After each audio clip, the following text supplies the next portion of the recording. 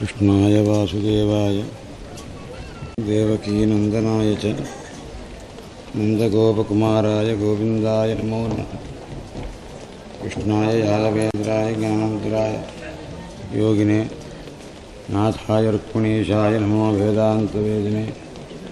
गुरुर्ब्रह्मा गुरुर्विष्णु गुरुर्देवो महेश्वरः गुरुस्साक्षात् परं ब्रह्म तस्मै श्री गुरवे नमः। श्रीकामकोटिपीठप्रभवः श्रीचन्द्रशेखरयतीन्द्राः सर्वमतभक्तवन्दितचरणाब्जाः ज्ञानदाश्च विजयन्ते। व्यासं वसिष्ठमुक्तारं शक्तेः पौत्रमकल्मषं पराशरात्मजं वन्दे सुकृतालं तपोनिधिं। मातामहमहाशैलं महस्तदपितामहं कारणं जगतां वन्दे कण्ठापरिवारणम्। अकारादिक्षकारान्तवर्णावयवशालिनी वीणापुस्तकहस्ताव्यात् प्रणो देवी सरस्वती। हरये नमः। परमेश्वरकृपचेत సద్గురుపరదేవతానుగ్రహం చేత దివ్యమైన మహోత్సవంగా సప్తాహ దీక్షగా ఈ మహాక్రతువు నిన్నటికి సమాప్తయింది. ఈ రోజున వ్రతం కళ్యాణం చేసుకుంటూ ఉన్నాం. సుముహూర్తే సావధాన, సులగ్నే సావధాన, లక్ష్మీనారాయణ సావధాన. ఆయన చాలా సావధానంగా మనం ఎంత జాగ్రత్తగా చూస్తున్నామో చూస్తున్నారు. భక్తరామదాస్కి వివాహం చేసేటప్పుడు ఆయన కూర్చోబెట్టారు, వరుడుగా కూర్చోబెట్టారు. ఇంకా పెళ్లి కూతురు రాల. అప్పుడు ఈ మాట చెప్తున్నాను, ఆయన సులగ్నే సావధాన, సుముహూర్తే సావధాన, లక్ష్మీనారాయణ సావధాన అని.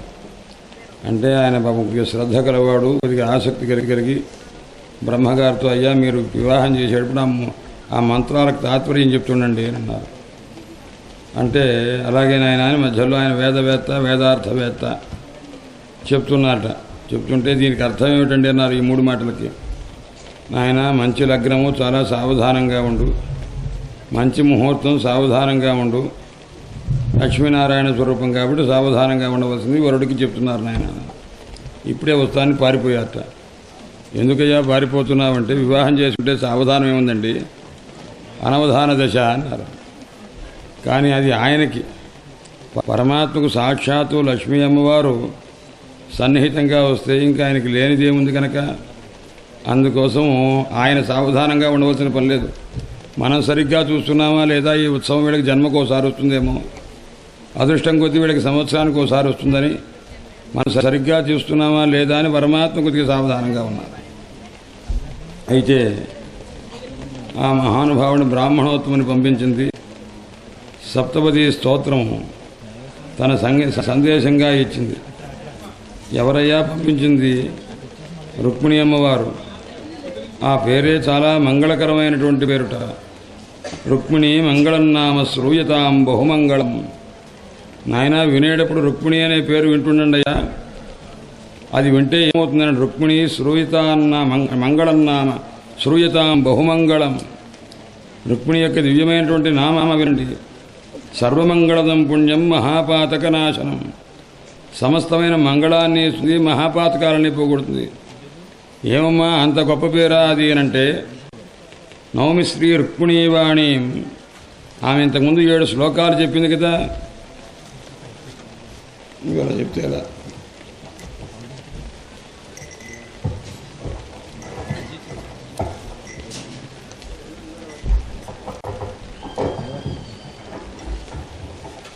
ఊడిపోతే మళ్ళీ నువ్వే చూడాను.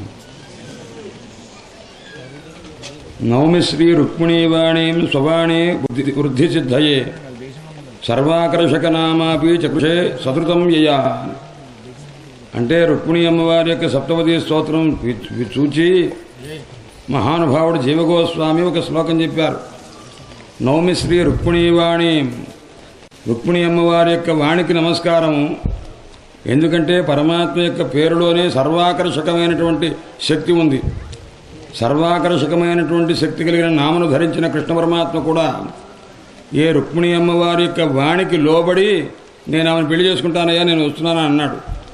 అందువల్ల రుక్మిణి యొక్క వాణికి నమస్కారం అయ్యా. సర్వాకర్షకనామాపి చకృషే సదృతం ఇయ.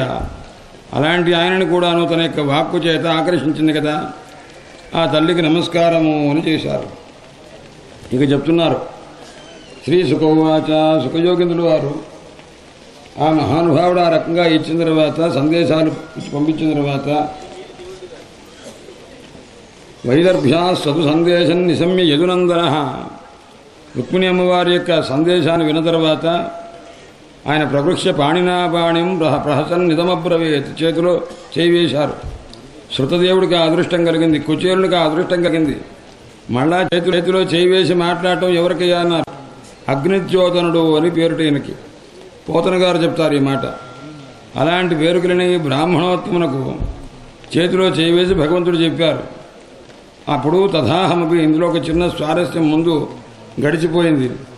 6 శ్లోకాలతోటి ఆ బ్రాహ్మణోత్తముని అంటుంటారు, నాయన చాలా సంతోషం, నీకు అసలు డబ్బంటే పెద్దగా ఇష్టం లేదు, విరక్తులై ఉంటారు బ్రాహ్మణోత్తములు, అది ఇది అని చెప్పి నయా పైసా ఇవ్వలేదు. ఇంతకీ ఇది అయిన తర్వాత ఇంత సందేశం పంపిస్తే పోనీ ఆమె ఏమన్నా ఇస్తుందేమో తర్వాత చూద్దాం. శ్రీ భగవాను వాచ. తథా సమపితచిత్తో నిద్రాన్నలభే నిద్రాంచనలభే నిశి వేదాహన్ రుక్మిణా ద్వేషాన్ నమోద్వాహో నివారిత. నాయన అలాగే ఆమె నా యందు ఎంత అభిమానం కలిగి ప్రేమ కలిగి ఉన్నదో ఆమెను తలుచుకొని ఆమె అంతే మనస్సు లగ్నమయ్యి నాకు నిద్ర పట్టట్లేదు. అయితే నాకు తెలిసింది ఆమె సోదరుడు రుక్మిణి అనేటువంటి అతను నా యందు ద్వేషంతో వివాహాన్ని నివారించే ప్రయత్నం చేస్తున్నాడని. అయితే తా మానయిష్యే ఉన్మత్య రాజన్యాపసదాన్ మృధే. రాజన్య శ్రేష్ఠులు ఎవరైనా ప్రతిపక్ష వీరులు ఉంటే వాళ్ళందరినీ జయించి నేను తీసుకొని వస్తాను ఆమెను. ఎందుకంటే మత్పరాం అనవత్యాంగీం మేధసోగ్ని శిఖామివా, నాయందే తాత్పర్యం కలిగి జీవిస్తున్నటువంటిది, పవిత్రమైన స్వరూపం కలిగినటువంటిది ఆ రుక్మిణి.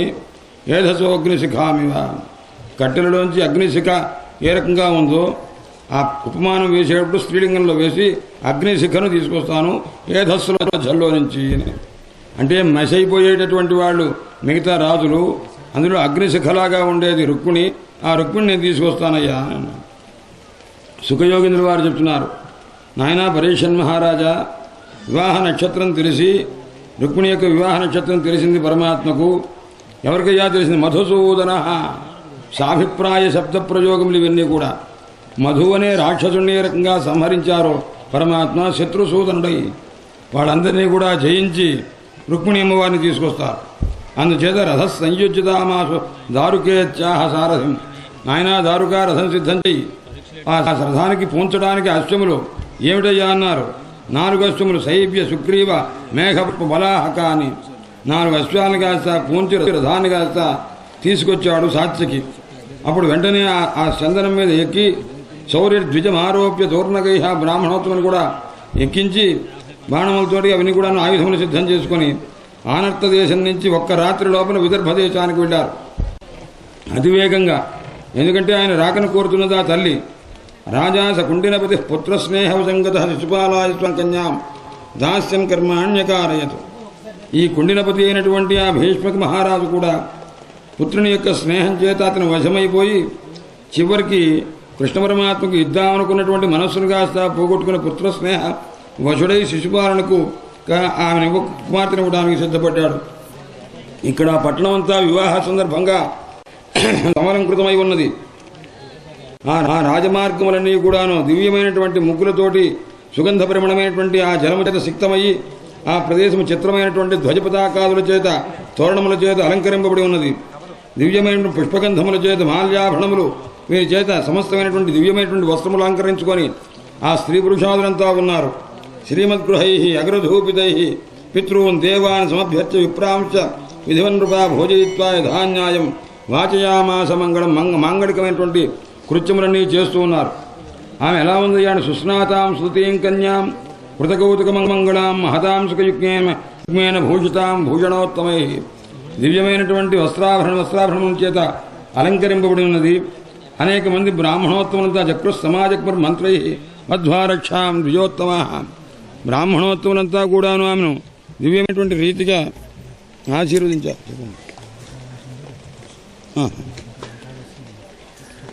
సరే సరే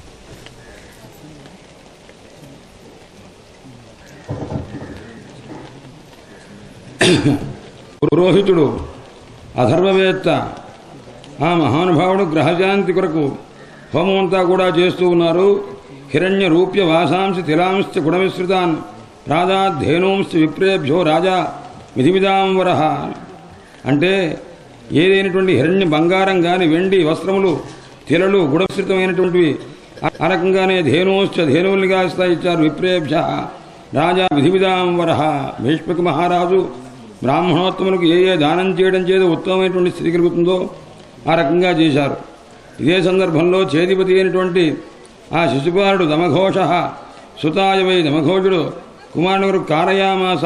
అంటే అతనికి ఏ రకంగా చేయాలి, శిశుపాలనకు వివాహం చేయడానికి కూడా మగపెళ్లివాడు సిద్ధమై ఉన్నారు. మదచ్యుద్భిర్గజానీకై చందనైర్ హేమమాలభి.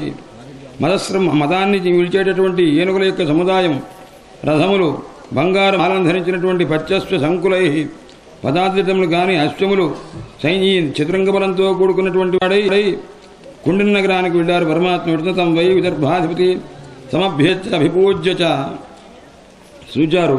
నివేశయామాస ముదా కల్పితాన్య నివేశనే ఎత్ర తత్ర శాల్లో జనాసంధో దంతవక్త్రో విదూరథ ఆజగ్ముశ్చైద్యపక్షీయా. కృష్ణ పరమాత్మ వస్తుంటే ఆయన కాస్తా కొద్దిగా ఆదరించారు.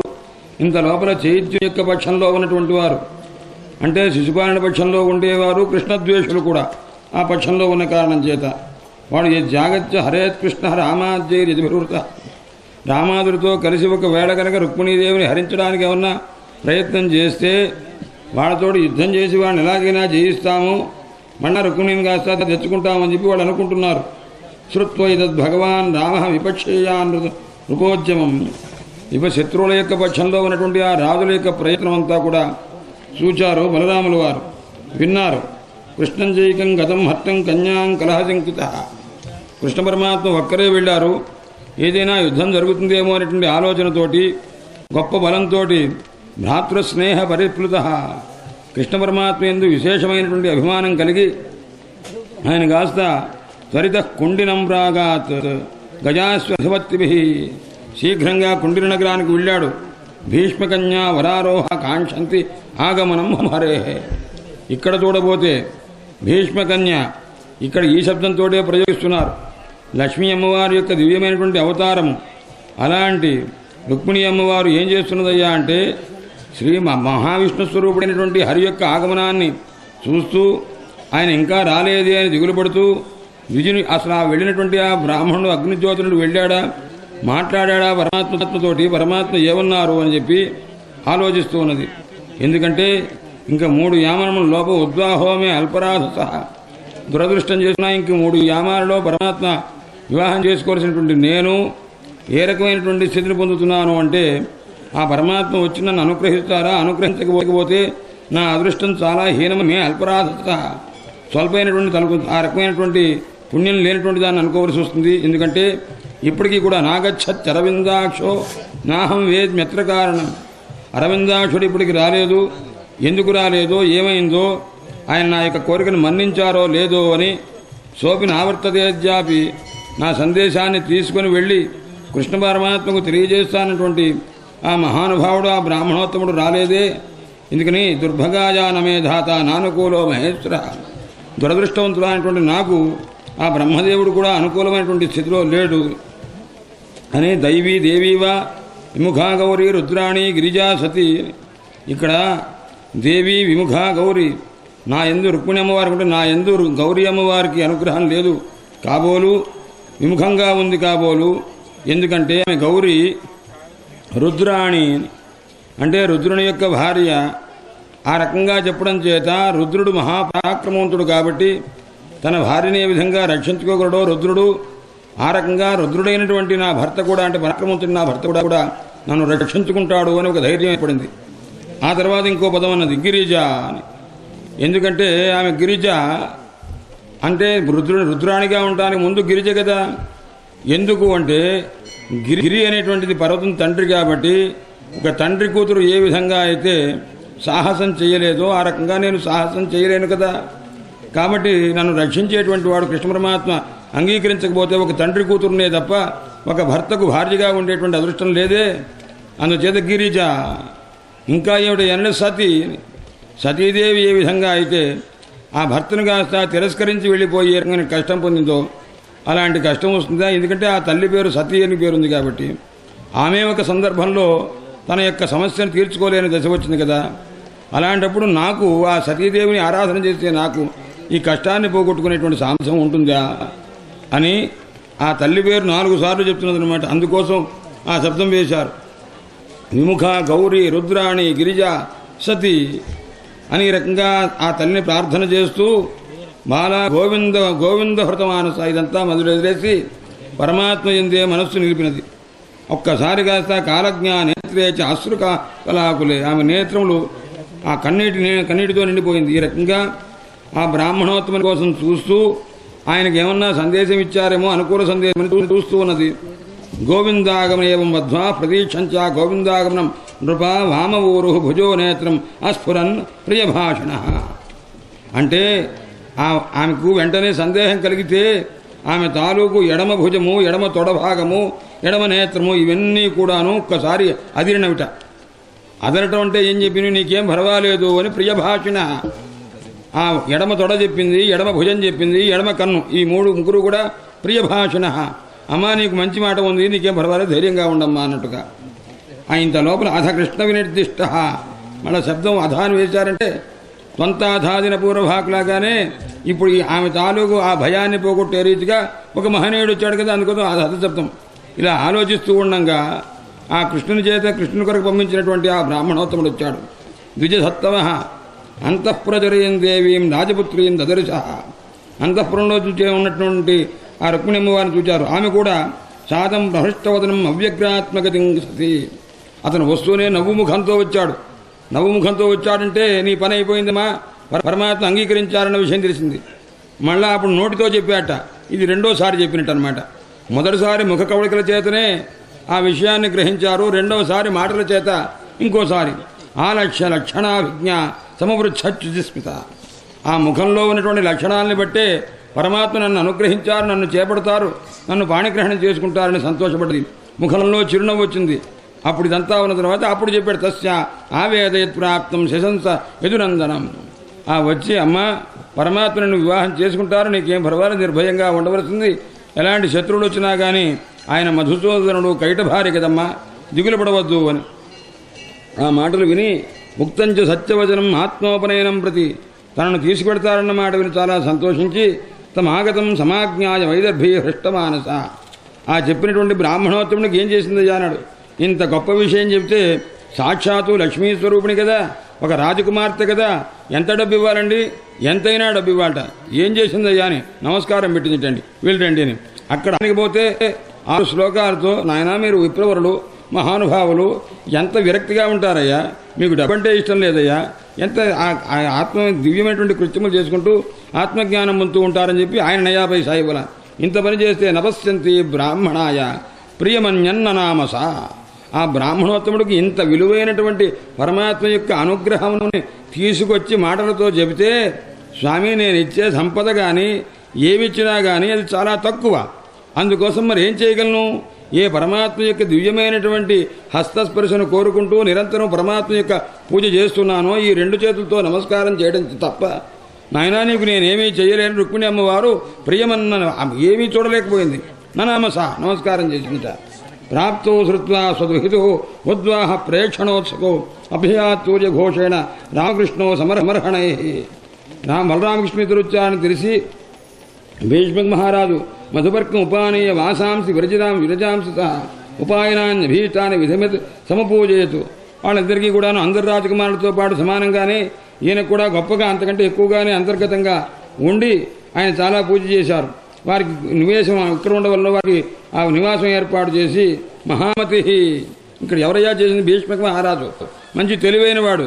ఎందుకంటే వీళ్ళు కొద్దిగా ఆదరణ చేయవలే, ఇంకేం గట్టిగా చేస్తే మళ్ళా కుమారుడు ఉన్నా అంటాడు. మొదటి పరిస్థితి ససైన్యయో సానయో రాతిథ్యం విదధేయథ ఏం రాజ్ఞాం సమేతానం. ఈ రకంగా అనేక మంది కృష్ణపక్షీయులైన రాజులు కొంతమంది ఉన్నారు, శత్రుపక్షీయులైనటువంటి రాజులు చాలామంది ఉన్నారు. ఇలాంటి యథాబలం యథావిత్తం సర్వై కామై సమర్హయతు. ఎవరి యొక్క స్థాయిని బట్టి వారిని ఆ రకంగా గౌరవించారు. కృష్ణ పరమాత్మ వచ్చారన్న సంగతి తెలిసింది. ఎవరికయ్యా అన్నారు? విదర్భ నగరంలో ఉన్నటువంటి ప్రజలందరికీ స్త్రీ పురుషాదులందరికీ తెలిసి వాళ్ళంతా చూస్తున్నారు. ఆ కృష్ణ పరమాత్మ రథం మీద నుంచి వస్తున్నాడు. జగన్నాథస్వామి ఆయన ఎలా ఉన్నాడు, నయనపథగామి భవతుమే అని మహానుభావుడు వస్తుంటే చూచి ఆహాహా ఎంత అందంగా ఉన్నాడండి, ఈ మహానుభావుడిని గనక మన రుక్మిణి అమ్మవారు పెళ్లి చేసుకుంటే ఏమిటి ధన్యురాలయ్యా అని. అంతేకాదు ఈయనకి సరి అయినటువంటి జోడి ఎవరయ్యా అంటే రుక్మిణి అమ్మవారే అని చెప్పి ఆమెకు ఈయన తగును, ఈయనకు ఆమె తగును అని ఆ రకంగా అనుకుంటున్నట. అస్య భార్య భవితం రుక్మిణి అర్హతి నాపర. ఆయన సౌందర్యాన్ని నేత్రములనేటటువంటి దోషుళ్లతోటి ఆ ప్రజలంతా తాగుతున్నట్ట. అంత సౌందర్యం కలిగినటువంటి మహానుభావుడు. అసామప్యనవజ్జాత్మ భైష్మ్య సముచిత పతి. అయితే ఈయన కూడా భైష్మికి రుక్మిణీదేవికి సరి అయినటువంటి ఆ భర్తగా కాదగిన వాడు ఈయనే. అందుచేత వాళ్ళు ఏం చేశారంటే అన్యోన్యమైన ఇద్దరినీ చూచారు. ఇప్పుడు ఎవరికి కొనయ్యా ఇంతమందిలో ఈ అందగాడని ఏమన్నా అనుకుంటే కృష్ణ పరమాత్మను సూచించిన తర్వాత వారి నేత్రములు కానీ వారి బుద్ధి కానీ ఇంకొక విషయాన్ని చూడడానికి కానీ ఇంకొక విషయాన్ని ఆలోచించడానికి కానీ అవి ఒప్పుకోలేదు. అందుచేత వాళ్ళు అనుకున్నారు, భగవంతుడు ప్రార్థన చేశారు. ఏమనంటే కించిత్ సుచరితం ఎన్నస్తేన తుష్ట స్త్రిలోకృతు గృహాతు వైదర్భ్యా పాణిమచ్యుత. ఆ దేవతా ప్రార్థన చేశారు. ఓ దేవతలారా, మా జీవితంలో మేము ఏదైనా కొద్దిగా అంటూ పుణ్యమేమన్నా చేసి ఉంటే దానికి మాకు ఫలితం ఏమిస్తారంటే ఆ వైదర్భిని కాస్త కృష్ణ పరమాత్మ వివాహం చేసుకునేట్టుగా అనుగ్రహించవలసిందని యావత్ ప్రజానికం కూడా మనసులో ధ్యానం చేశారు. ఏవం ప్రేమ కళాబద్ధ వదంతి స్మ పురోకస. ఈ రకంగా నగర ప్రజలందరూ కూడాను ఆ రకంగా ప్రేమ చేత నిండిపోయినటువంటి వారే ఈ రకంగా ఉన్నారు. కన్యాచ అంతఃపురాత్రాగాత్ భటైర్గుప్తాంబికాలయం. ఇంత లోపల భైష్మి రుక్మిణి అమ్మవారు కాస్త భటులందరూ కూడాను రక్షణ ఇస్తూ ఉండగా ఆ కులదేవత అయినటువంటి అంబికాలయానికి పార్వతీ దేవాలయానికి వెళ్ళింది. ఎలా వెళ్ళింది అన్న పద్భ్యాం వినిర్యయౌ, నడుస్తూ వెళ్ళింది. ఎవరిని చూడటానికి? ద్రష్టం భవాన్యా పాదపల్లవం. ఆమె నడిచేటప్పుడు ఎందుకు వెళ్ళిందయ్యా అంటే ఆ భవాని యొక్క పాదపల్లవం చూడటం కోసం వెళ్ళింది. అప్పుడు ఎలా వెళ్ళాలి? పాదములతో వెళ్ళవలే. పాదుకలు కానీ చెప్పులు ఏమైనా వేసుకోవాలా? వేసుకోలేదు. ఎందుకయ్యా అన్నాడు. భవానీ పాదపల్లవం ద్రష్టు కామ. భవాని యొక్క భవాని అంటే భవస్య పత్ని భవాని. భవం మానయతి జీవయతి ఇది భవాని. అదొక వ్యుత్పత్తి కూడా చెప్పున్నారు. అందుచేత ఆ పరమేశ్వరుని యొక్క పత్ని అయినటువంటి ఆ మహాతల్లి యొక్క పాదపల్లవం చూడటానికి అక్కడ ఎలాంటి రూపం ఉందయ్యా, విగ్రహం ఎటువంటిదయ్యా అన్నారు. పార్వతీదేవి, పరమేశ్వరుడు, కుమారస్వామి, గణపతి ఉన్నటువంటి ఒక దేవాలయం అది. అందుచేత షణ్ముఖుడున్నాడు, గజముఖుడున్నాడు, పరమేశ్వరుడు పక్కన ఉన్నాడు. అలాంటి దివ్యమైనటువంటి దేవాలయానికి వెళ్ళి అనుధ్యాయతి సమ్యక్ ముకుంద చరణాంబుజం. చూడండి, ఇంతకుముందు మనం అనుకున్నాం పార్వతీదేవి దుర్గాదేవి అంటే ఎవరయ్యా అంటే కృష్ణ పరమాత్మే దుర్గాదేవి, వీరికి తేడా లేదు. అందుచేత అమ్మవారిని చూస్తుంటే ఆమెకి ఏం గుర్తొస్తున్నది? శ్రీకృష్ణ చరణాంబుజం, పరమాత్మ యొక్క దివ్యమైన పాదపద్మాలు గుర్తొస్తున్నవి.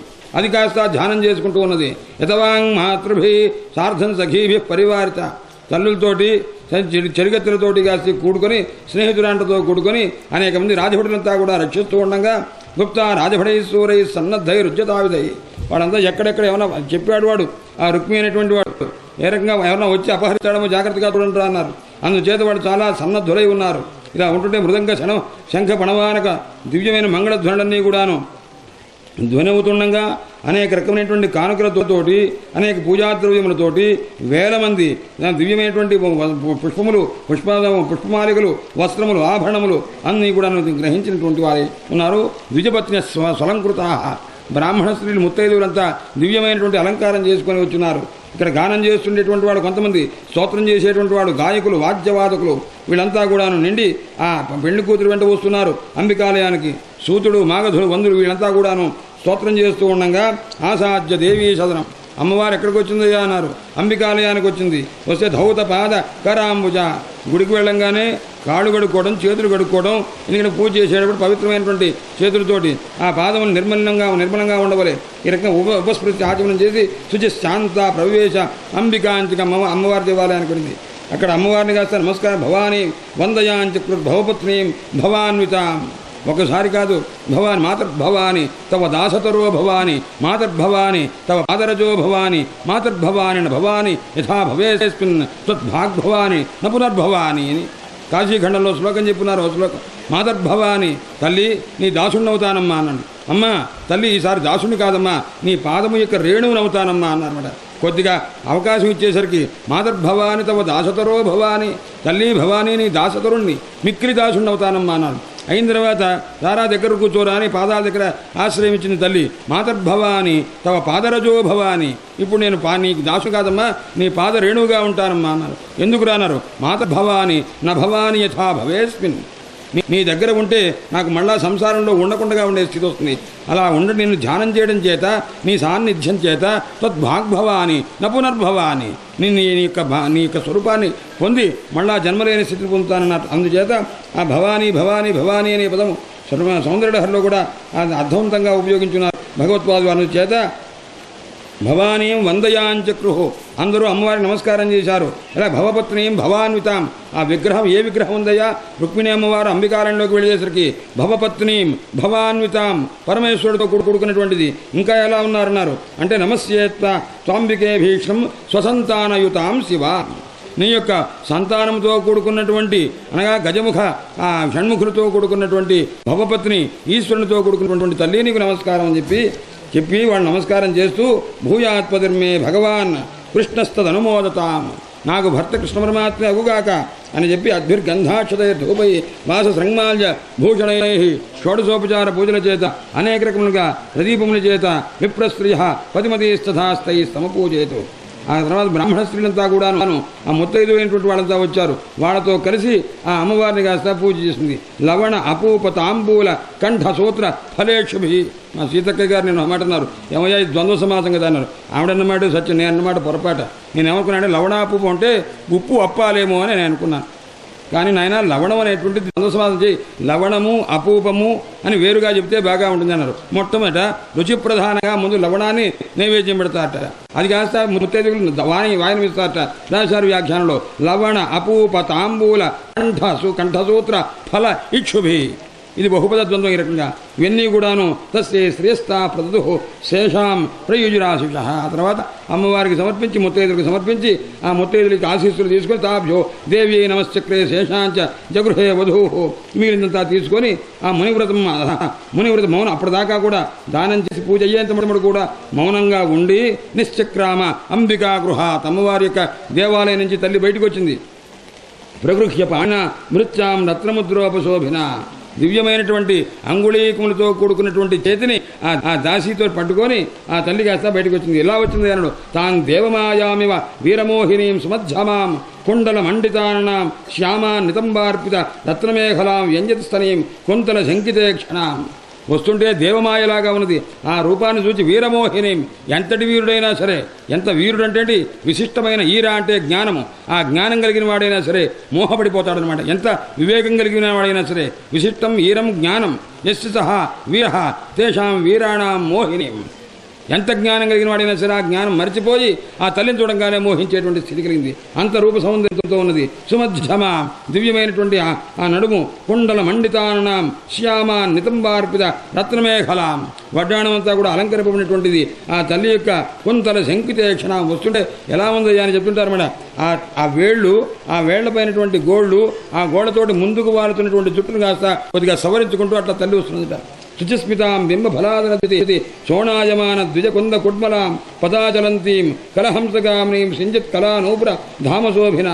ఆ దివ్యమైనటువంటి మందహాసంతో బింబఫల అధరద్యుతి అంటే దండబండు వంటి ఎర్రనైనటువంటి అధరములతో కాంతితో కూడుకున్నటువంటి తెల్లనైనటువంటి దంతప కాంతి కలిగినటువంటి ఒక చిరునవ్వు, కలహంసలాగా నడుస్తున్నటువంటి తల్లి ఎలా ఉంది. నడుస్తుంటే కూడాను సింజత్ కలనూపుర ధామశోభిన, ధ్వని చేస్తున్నటువంటి ఆ నూపురములు, ఆ గజ్జల తాలూకు సవ్వడి అది చేస్తూ ఉంటే తల్లి వస్తున్నదట. విలోక్య వీర ముముహు సమాగత యశస్విన తత్కృత హృచ్ఛయార్జిత. అందరూ ఆ వీరులంతా కూడాను ఈ స్వయంవరానికి వద్దామనుకున్నారే, వాళ్ళందరూ కూడా ఎలా వివాహం చూద్దామని వచ్చిన వాళ్ళందరూ కూడా ముముహు మోహాన్ని పొందారట. ఎలాగయ్యా అన్నారు, యశస్విన తత్కృత హృచ్ఛయార్జిత. ఆ రూప సౌందర్యం చూసి వాళ్ళు మోహితులైపోయారు. యాం వీక్ష్య, ఏ రుక్మిణి అమ్మవారిని చూస్తే నృపతయ తదుదార హాస వ్రీడావలోక కృతచేతస ఉజ్జితాస్త్రా. కృష్ణ పరమాత్మకే చెప్పారు, మళ్ళా రుక్మిణి అమ్మవారికే చెప్పారు. కృష్ణ పరమాత్మ యొక్క దివ్యమైన రూపాన్ని చూసి కౌరవులంతా కూడా బ్రహ్మాండంగా యుద్ధం చేద్దామని ఆ కత్తి పట్టుకు రావడం, అక్కడ కాస్త ఆ రూపం చూసి అక్కడ పడేయటం, ఇంతలో అర్జునుడు కాస్త బాణం పెట్టి కొట్టం వాళ్ళు పోవటం, ఇది జరిగిందనమాట.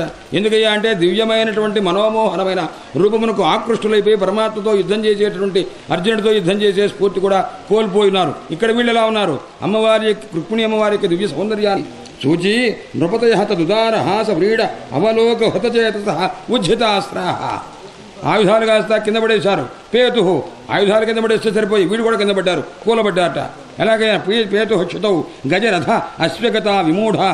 గజం మీద ఎక్కినవాడు పడిపోయాడు, అశ్వం మీద ఎక్కినవాడు పడిపోయాడు. బాలవ్యాకరణకర్త చిన్నయేశ్వరు ఒకటి చెప్పాడు ఒక ఉదాహరణ. పడ్వాదులు పరమరం మూలకంలో పూర్ణ బిందువులు విభాషణకు అంటే వాడు గృహస్థు గురించి ఒక మాట చెప్పాడు. నాయన అదేమిటయ్యా అన్నాడు. అంటే భయము ప్లస్ పడే భయపడే భయం పడే, సూత్రము ప్లస్ పట్టే సూత్రపట్టే సూత్రం పట్టే. ఒకడు పెళ్లి చేసుకుందాం అనుకున్నట్ట, ముందు భయపడ్డాట. భయపడి ఎర్రే పెళ్లి చేసుకుంటే మనం పోషించగలమా లేదా ఎలా ఉంటుందో అని భయపడే ముందు భయపడ్డాడు. తర్వాత ఏం చేశాడు, సూత్రము ప్లస్ పట్టే సూత్రపట్టే సూత్రం పట్టే మంగళ సూత్రం పట్టుకున్నట్ట. మొత్తం మీద పెళ్లి చేసుకున్నట్ట. అంతకుముందు మహాగంభీరంగా ఉండేవాడు, ఎవడైనా సరే వాడిని చూస్తే భయపడేవాడు. అలాంటి వాడు గజం లాంటి వాడు, గజము పడియే అశ్వము పడియే అన్నాడు. అంటే గజం లాంటి వాడు కాస్త పడిపోయాడు. వెళ్ళా ఎట్లా చెప్తే అట్లా విన్నాడనమాట. ఇదివరకు మహాచురుగ్గా నడిచేవాట, వాడు నడుస్తుంటే మహావేగంగా ఉండేవాడు. అశ్వం లాంటి వాడు పడిపోయాట. అందుచేత భయపడే సూత్రం పట్టే గజము పడియే అశ్వము పడియే అని ఉదాహరణ చమత్కారం చెప్తుంటారు. అందుచేత కానీ ఇక్కడ పరమాత్మ యొక్క ఆ తల్లి యొక్క దివ్య రూపాన్ని చూసి వాళ్ళందరూ ఆయుధాలు విడవడమే కాదు, వాళ్ళతో ఆయుధాలతో పాటు వాళ్ళు కూడా పడిపోయారన్నమాట. శైవం శనైశ్చలయతి చలపద్మకోశో ప్రాప్త్యంతదా భగవత ప్రసమీక్షమాణ ఉత్సార్య వామకరజైరలకానన అలకానపాంగై. చదువుతుంటే ఇందాక అమ్మవారి యొక్క రూపమే స్ఫురించింది నాకు. అలాంటి దివ్యమైనటువంటి శైవం శనైశ్చలయతి ఇలా ఉంటూ ఉండగా వాళ్ళందరూ చూసి మోహితులైపోయి కొంతమంది పడిపోతున్నారు, ఆయుధాలు పడేసి కింద పడిపోతున్నారు. ఆ తల్లి మాత్రం నెమ్మది శనైశ్చలయతి చల పద్మకోశై అంటే కమల మొగ్గల వంటి దివ్యమైనటువంటి సుకుమారమైనటువంటి పాదములతో ఆ తల్లి నడుస్తుంటే అప్తంతదా భగవత ప్రసమీక్షమాణ. అక్కడే తన భర్త అయినటువంటి కాబోయే భర్త కృష్ణ పరమాత్మ ఉచ్చారణ విషయాన్ని చూస్తూ ఉత్సార్య ఒక్కసారి ఏం చేసింది అంటే గాలికి కొద్దిగా ముంగుర్లు కాస్త ముందు వస్తుంటే వామకరజైహి ఎడం పక్క ఉన్నటువంటి ఆ గోళ్ల తాలూకు అగ్రభాగం చేత ఆ జుట్టు కొద్దిగా సవరించుకున్నది ఆ మహాతల్లి. ఏమా రూపమని వామకరజైహి అలకానపాంగై ప్రాప్తాన్ హ్రియ ఐక్షత. ఒక్కసారి ఆ జుట్టు తొలగదోసుకుంది. ఎందుకంటే నేత్రములకు అడ్డుగా కొన్ని వెంట్రుకలు పడుతుంటే ఆ పరమాత్మ యొక్క రూపదర్శనములకు ప్రతిబంధకములు కారాదని చెప్పి ఆ జుట్టు కాస్త తొలగదోసుకొని చూసిందిట. నువ్వు అప్పుడు చూస్తే ప్రాప్తాన హ్రియ ఇక్షత సిగ్గు చేత ఒకసారి చూసింది. ముందు రాజులు కనిపించారు, వెంటనే కృష్ణ పరమాత్మ కనిపించారట. దదృశే అచ్యుతంస అప్పుడు చూసింది.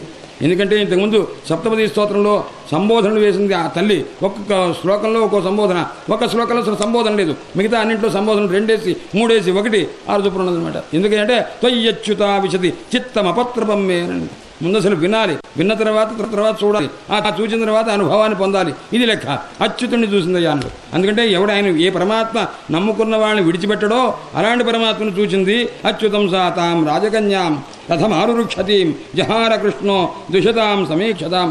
అందరూ చూస్తూ ఉండంగా పరమాత్మ ఆమెను కాస్త రాజకన్యాం, ఆ రాజకన్యను కాస్త రథం, ఆమె రథాన్ని ఎక్కి వెళ్దామని ప్రయత్నం చేస్తుంటే జహార కృష్ణ దుషతాం సమీక్షతాం.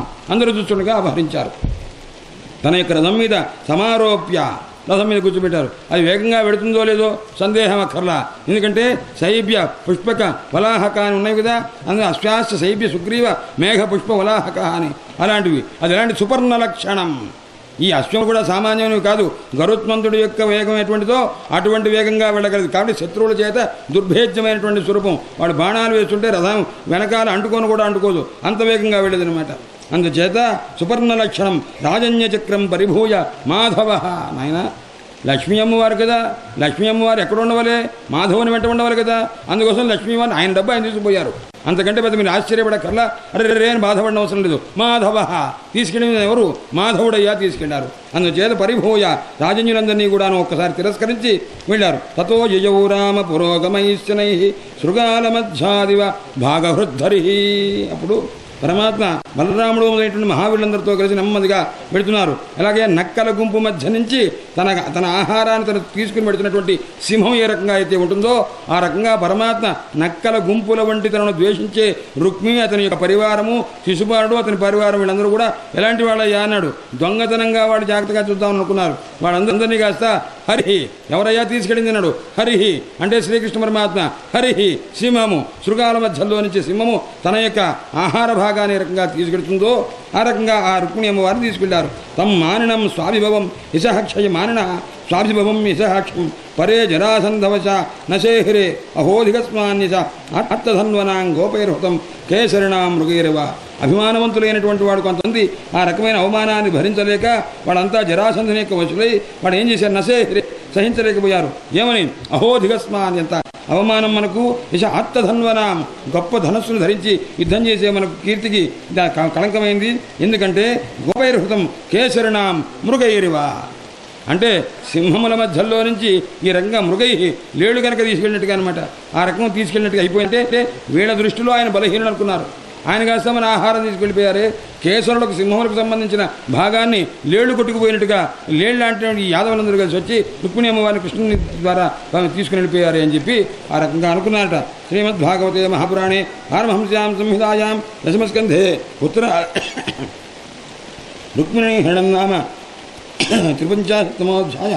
హరయే నమః హరయే నమః హరయే నమః. శ్రీశుకోవాచ స్వాభిభవం సహక్షయం పరే జరాసంధవశానశేహిరే అహోధిగస్మాన్ దిశాత్తధన్మనాం గోపైర్హృతం కేసరిణాం మృగైరివ. ఇది శ్రీమద్భాగవతే మహాపురాణే పారమహంస్యాం సంహితాయాం దశమస్కంధే ఉత్తరార్ధే రుక్మిణీహరణం నామ త్రిపంచాశత్తమోధ్యాయः. శ్రీకృష్ణార్పణమస్తు. శ్రీమద్గురుచరణారవిందాభ్యాం నమో నమః. హరే నమః. శ్రీశుకోవాచ ఇతి సర్వేషు సంవృద్ధాః వాహనారుష్యదంసితాః స్వై స్వైర్బలైః పరిక్రాంతా అన్వీజుద్ధకార్ముకాః. అయ్యా, ఇది వివాహం. ఏమిటి వివాహం అంటే పెళ్ళి అని తెలుగులో మాటలైతే బాగుంటాయి. పెళ్ళి చేస్తాను రారా అంటారట. ఏమిటి పెళ్ళి అని, పేపావారు అమ్మాయి ఎరుగుదురా. పేపావారు అమ్మాయి అంటే పేప బెత్తాం అన్నమాట. దాంతో సరిగ్గా చదవని విద్యార్థికి పెళ్ళి.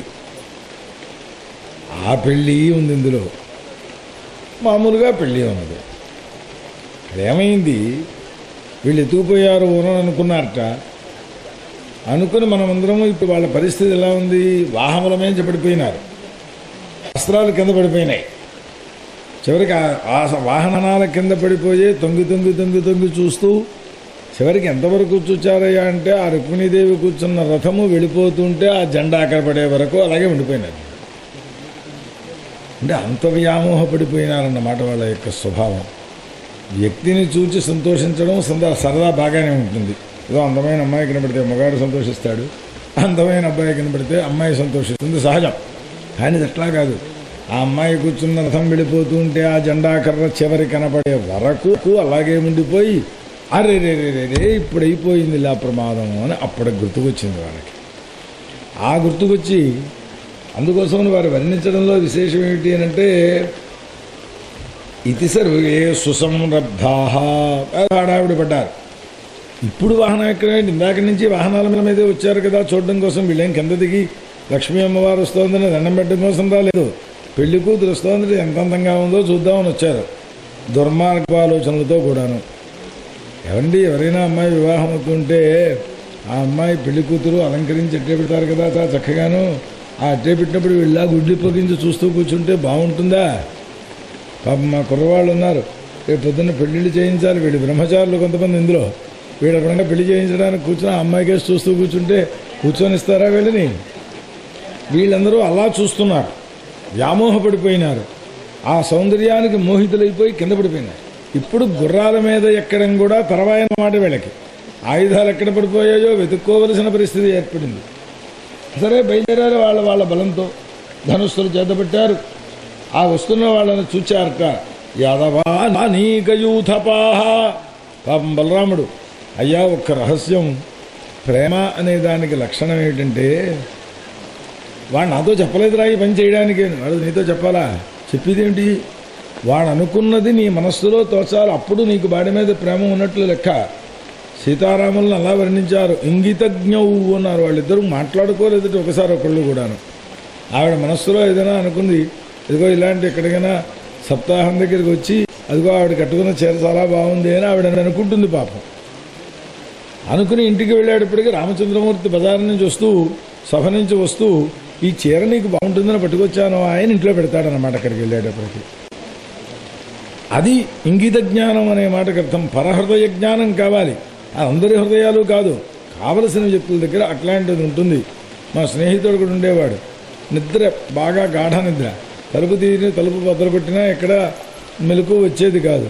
నేను ఆ పక్కడికి వెళ్ళి రేయ్ తలుపు తీ అంటే వెంటనే లేచి వచ్చి తలుపు తీసేవాడు. దుర్మార్గుడు, వాడు నిద్రపోవట్లేదంటారు వీళ్ళు.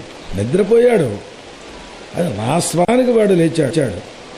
అది మాకుండే అన్యోన్య విషయం అన్నమాట. అది అట్లా ఇక్కడికి వచ్చేటప్పటికి ఏమవుతోంది, బలరాముడు కృష్ణ పరమాత్మ సారథితో తీసుకుని బయలుదేరి వచ్చేసినటువంటి ఆ బ్రాహ్మణ్ణి తీసుకుని వచ్చేశారు.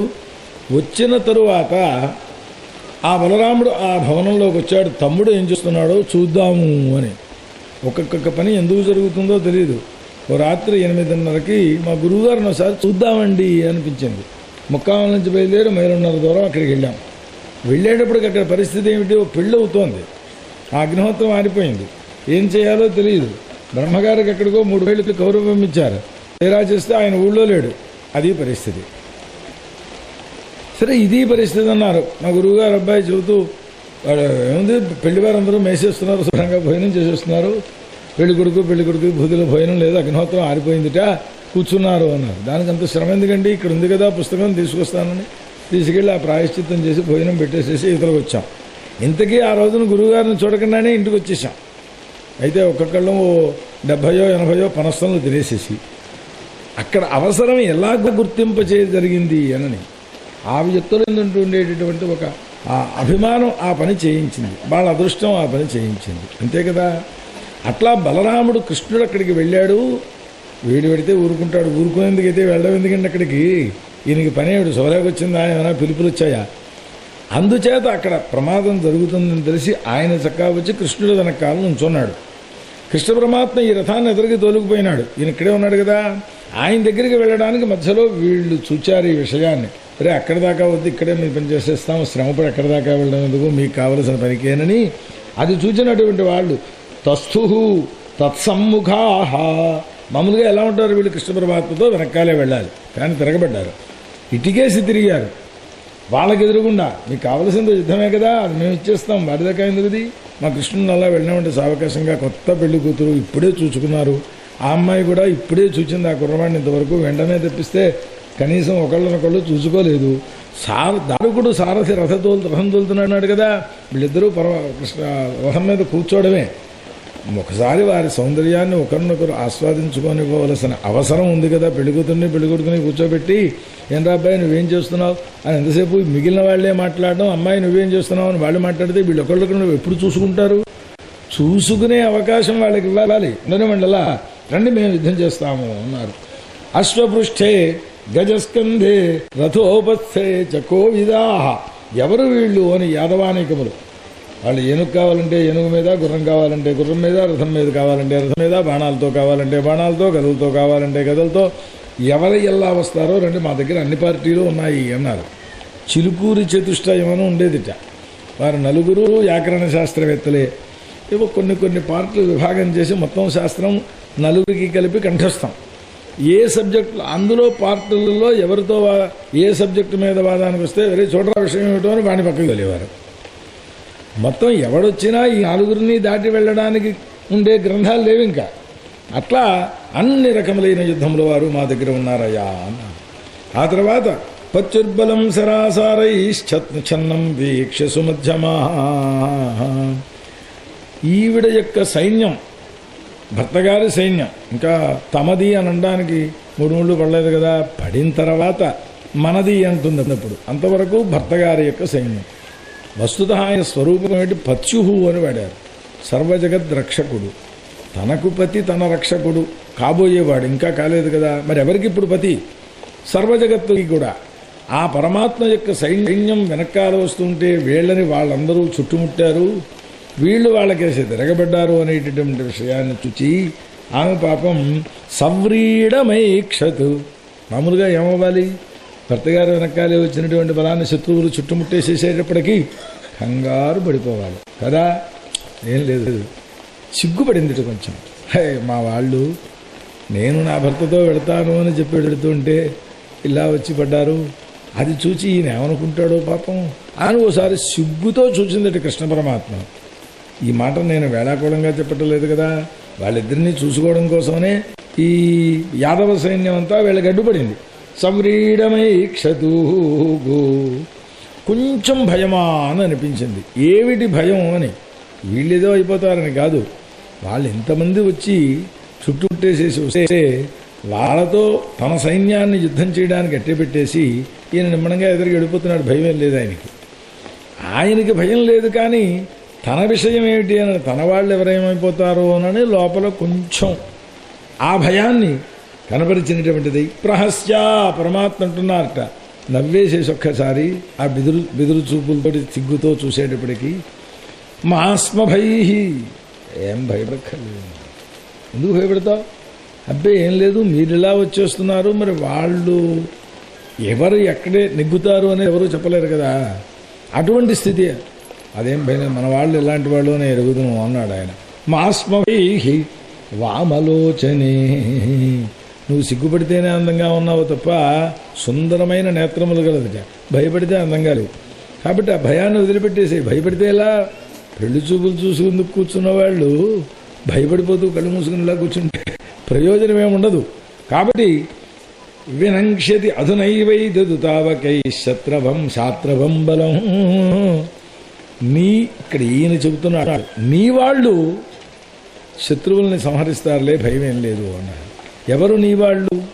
ఇంతవరకు వాళ్ళని కాదనుకుని కదా వచ్చింది ఇప్పుడు ఈవిడ ఎవరిదానని భావన చేస్తోంది అనని, కృష్ణ పరమాత్మకు సంబంధించిన దానినిగా భావన చేసుకుని ఆయన రథం ఎక్కింది. లేకపోతే ఒక్కతే రథం ఎక్కేస్తుందా, కనీసం చిరికెత్త కూడా లేదు. ఏదైనా కబురు చెప్పుకుందాం అన్నాను, అంతటి ధైర్యంతో నా రథం మీదకి వచ్చావు కనుక నువ్వు నాదానవే. నీ వాళ్ళైనటువంటి ఈ సైన్యం అంటే ఇవాళ యాదవ సైన్యమంతా కూడా నీకు సంబంధించినదైనది, నిన్ను రక్షించడానికి మనల్ని ఇంటికి పంపించి జాగ్రత్తగా వాళ్ళు యుద్ధం చేయడానికి మాత్రమే ఉన్నారు వాళ్ళు. కాబట్టి నీ వాళ్ళు శత్రువులంటే విదర్భదేశపు సైన్యాన్ని వాళ్ళు సమీకరిస్తారు, అభ్యంతరమేం లేదు అని చెప్పారట వారు. తేన తద్విక్రమం వీరాహ. సరే, ఇక్కడ ఇలా ఉన్నది, ఆ వాళ్ళేం చేస్తున్నారు, గదుడు సంకర్షణుడు వీళ్ళు ఏమిట్రా మా మీదకి యుద్ధానికి వస్తామంటారేమిటి అని. యుద్ధం మీదకి వెళ్ళడానికి కూడా ఒక అధికారం ఉండాలి.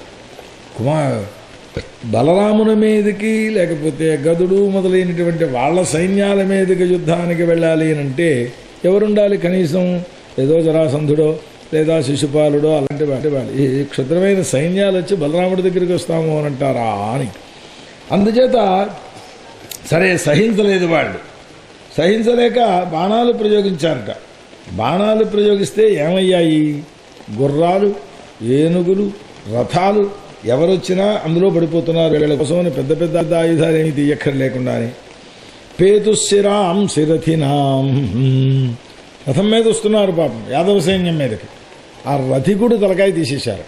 ఇంకెందుకు రథం, బోడి రథం ఉపయోగం ఉన్నది. మామూలుగా గుర్రాలను కొట్టి, జెండాలను కొట్టి, సారథిని కొట్టి, దెబ్బ కొట్టి, దిగుడిని కొట్టి చివరిగా ఆ రథికుడిని కొట్టాలి. అక్కడ దాకా లేదు, డైరెక్ట్ ఎఫైరే. మొత్తం అది పేరు రథికుడి మీదనే తలకాయలు నరికేశారు అన్నారు. ఏనుగులు అవి అంతే, ఏనుగుల మీద కూర్చున్న వాళ్ళవి. ఎట్లాగాని సకుండల కిరీటాని సోష్ణీషాని చ కోటిశః, 100, 1000, లక్షలు, 10 లక్షలు ఇవన్నీ లెక్కలోకి వచ్చేవి కాదుట, కోట్ల కొలది. ఆ కొండలములతో సహా ఎక్కడ చెమట కూడా పట్టనివ్వలేదు వాళ్ళకి. ఇప్పుడు యుద్ధం చేస్తే కదా చెమట పట్టేది. వెంట అగుతూ ఉండగానే కృష్ణార్పణం అయిపోతుంటారన్నమాట. కోట్ల కొలది తలకాయలా పరిచినట్లయిపోయినాయి ఇక్కడ బలరామాదులు చూపించినటువంటి యుద్ధ విశేషం చేత. ఆ తర్వాత అశ్వతర నాగ ఉష్ట్రఖర మర్త్య శిరాంశిచ గుర్రాలు, కంసరగాడిదలని ఉంటాయి. అవి కూడా బాగా వేగంగా పరిగెడతాయి. వచ్చి గుర్రాల కంటే కొంచెం పొట్టిగా ఉంటాయి, వాటి జాతి స్వభావం. అవి కూడా వీటన్నింటి తలకాయలు నరికేసేశారు. సైన్యాలన్నీ పడిపోతున్నాయి. ఈ వృష్ణులు జయం కావాలి అని కోరుకుంటున్నారు అనని. ఇందులో చిన్న రహస్యం. కర్ణుడు, అర్జునుడు ఉన్నారు. ఎవరు ఎవరు ఏ రసమునకు ఆశ్రయమైన వారు అనని. కర్ణుడు ఎంతసేపు అర్జునుడితో యుద్ధం చెయ్యాలి, అర్జునుడితో యుద్ధం చెయ్యాలి, అందుకే నేను బతుకున్నాను అని అంటాడట. వాడికి కావలసింది యుద్ధం.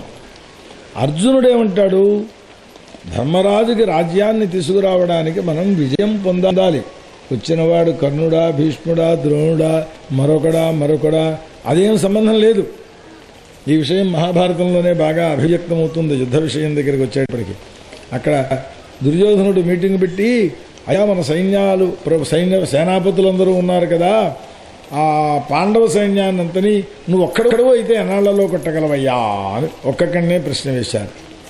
నాకైతే నెల్లాళ్ళు పడుతుందిరా అన్నట్ట భీష్మాచార్యుడు. ద్రోణాచార్యుడు నేనైతే 2 నెలల దాకా పట్టవచ్చునండి అన్నట్ట. ఇలా ఏవో రకరకాలుగా చెప్పుకొచ్చారు వీళ్ళు. ఇది విని ధర్మరాజు, ఏంట్రా మనలో ఇంతమంది వీరులు ఉన్నారు కదా, కౌరవులందరినీ మొత్తం వాళ్ళ సైన్యాలతో పొడగట్టాలంటే ఎన్నాళ్ళు వాళ్ళ నాశనం చేసేసేయాలంటే అని ప్రశ్న వేశారు. అంటే అప్పుడు అర్జునుడు చెప్పాడు, శత్రు సైన్యం నాశనం చేయడం లక్ష్యమా, విజయాన్ని సంపాదించడం లక్ష్యమా? శాస్త్రం చదువుకుంటే ఇట్లాంటి ఉపపత్తులు విభజనలు తెలుస్తాయి. ఒకే విషయాన్ని విశ్లేషణం చేసి చూడాలి.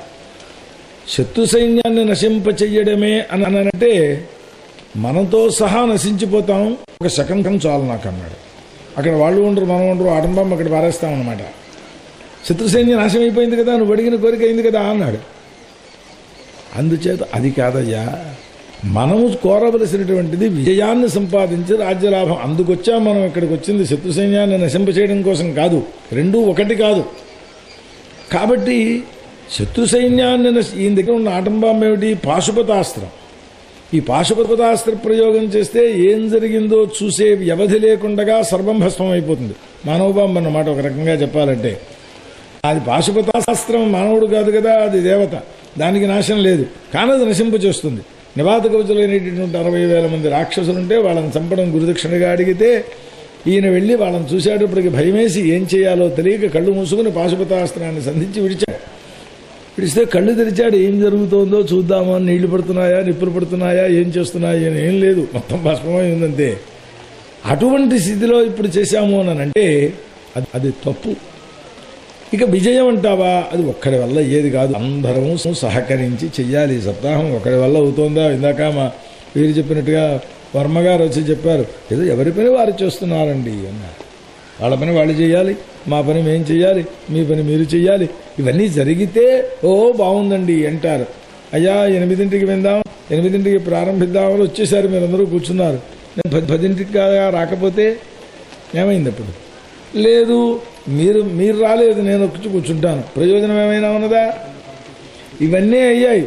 అయ్యా మనం పొద్దున్న నుంచి ఆకలితో మరమర చాలా ఉపవాసాలుంటే దీక్షలుంటే నిన్నటి వరకు శ్రమ పడ్డాం కదా, అట్లాంటి పరిస్థితి వచ్చి 1 గంట అయ్యేటప్పటికి నీరసం వచ్చిందని అక్కడికి కాక వెళ్ళేటప్పటికి వంటవాడే ఒక్క క్షణం అండి ఇప్పుడే నీళ్లు పెట్టాను ఎసరు అన్నాడు.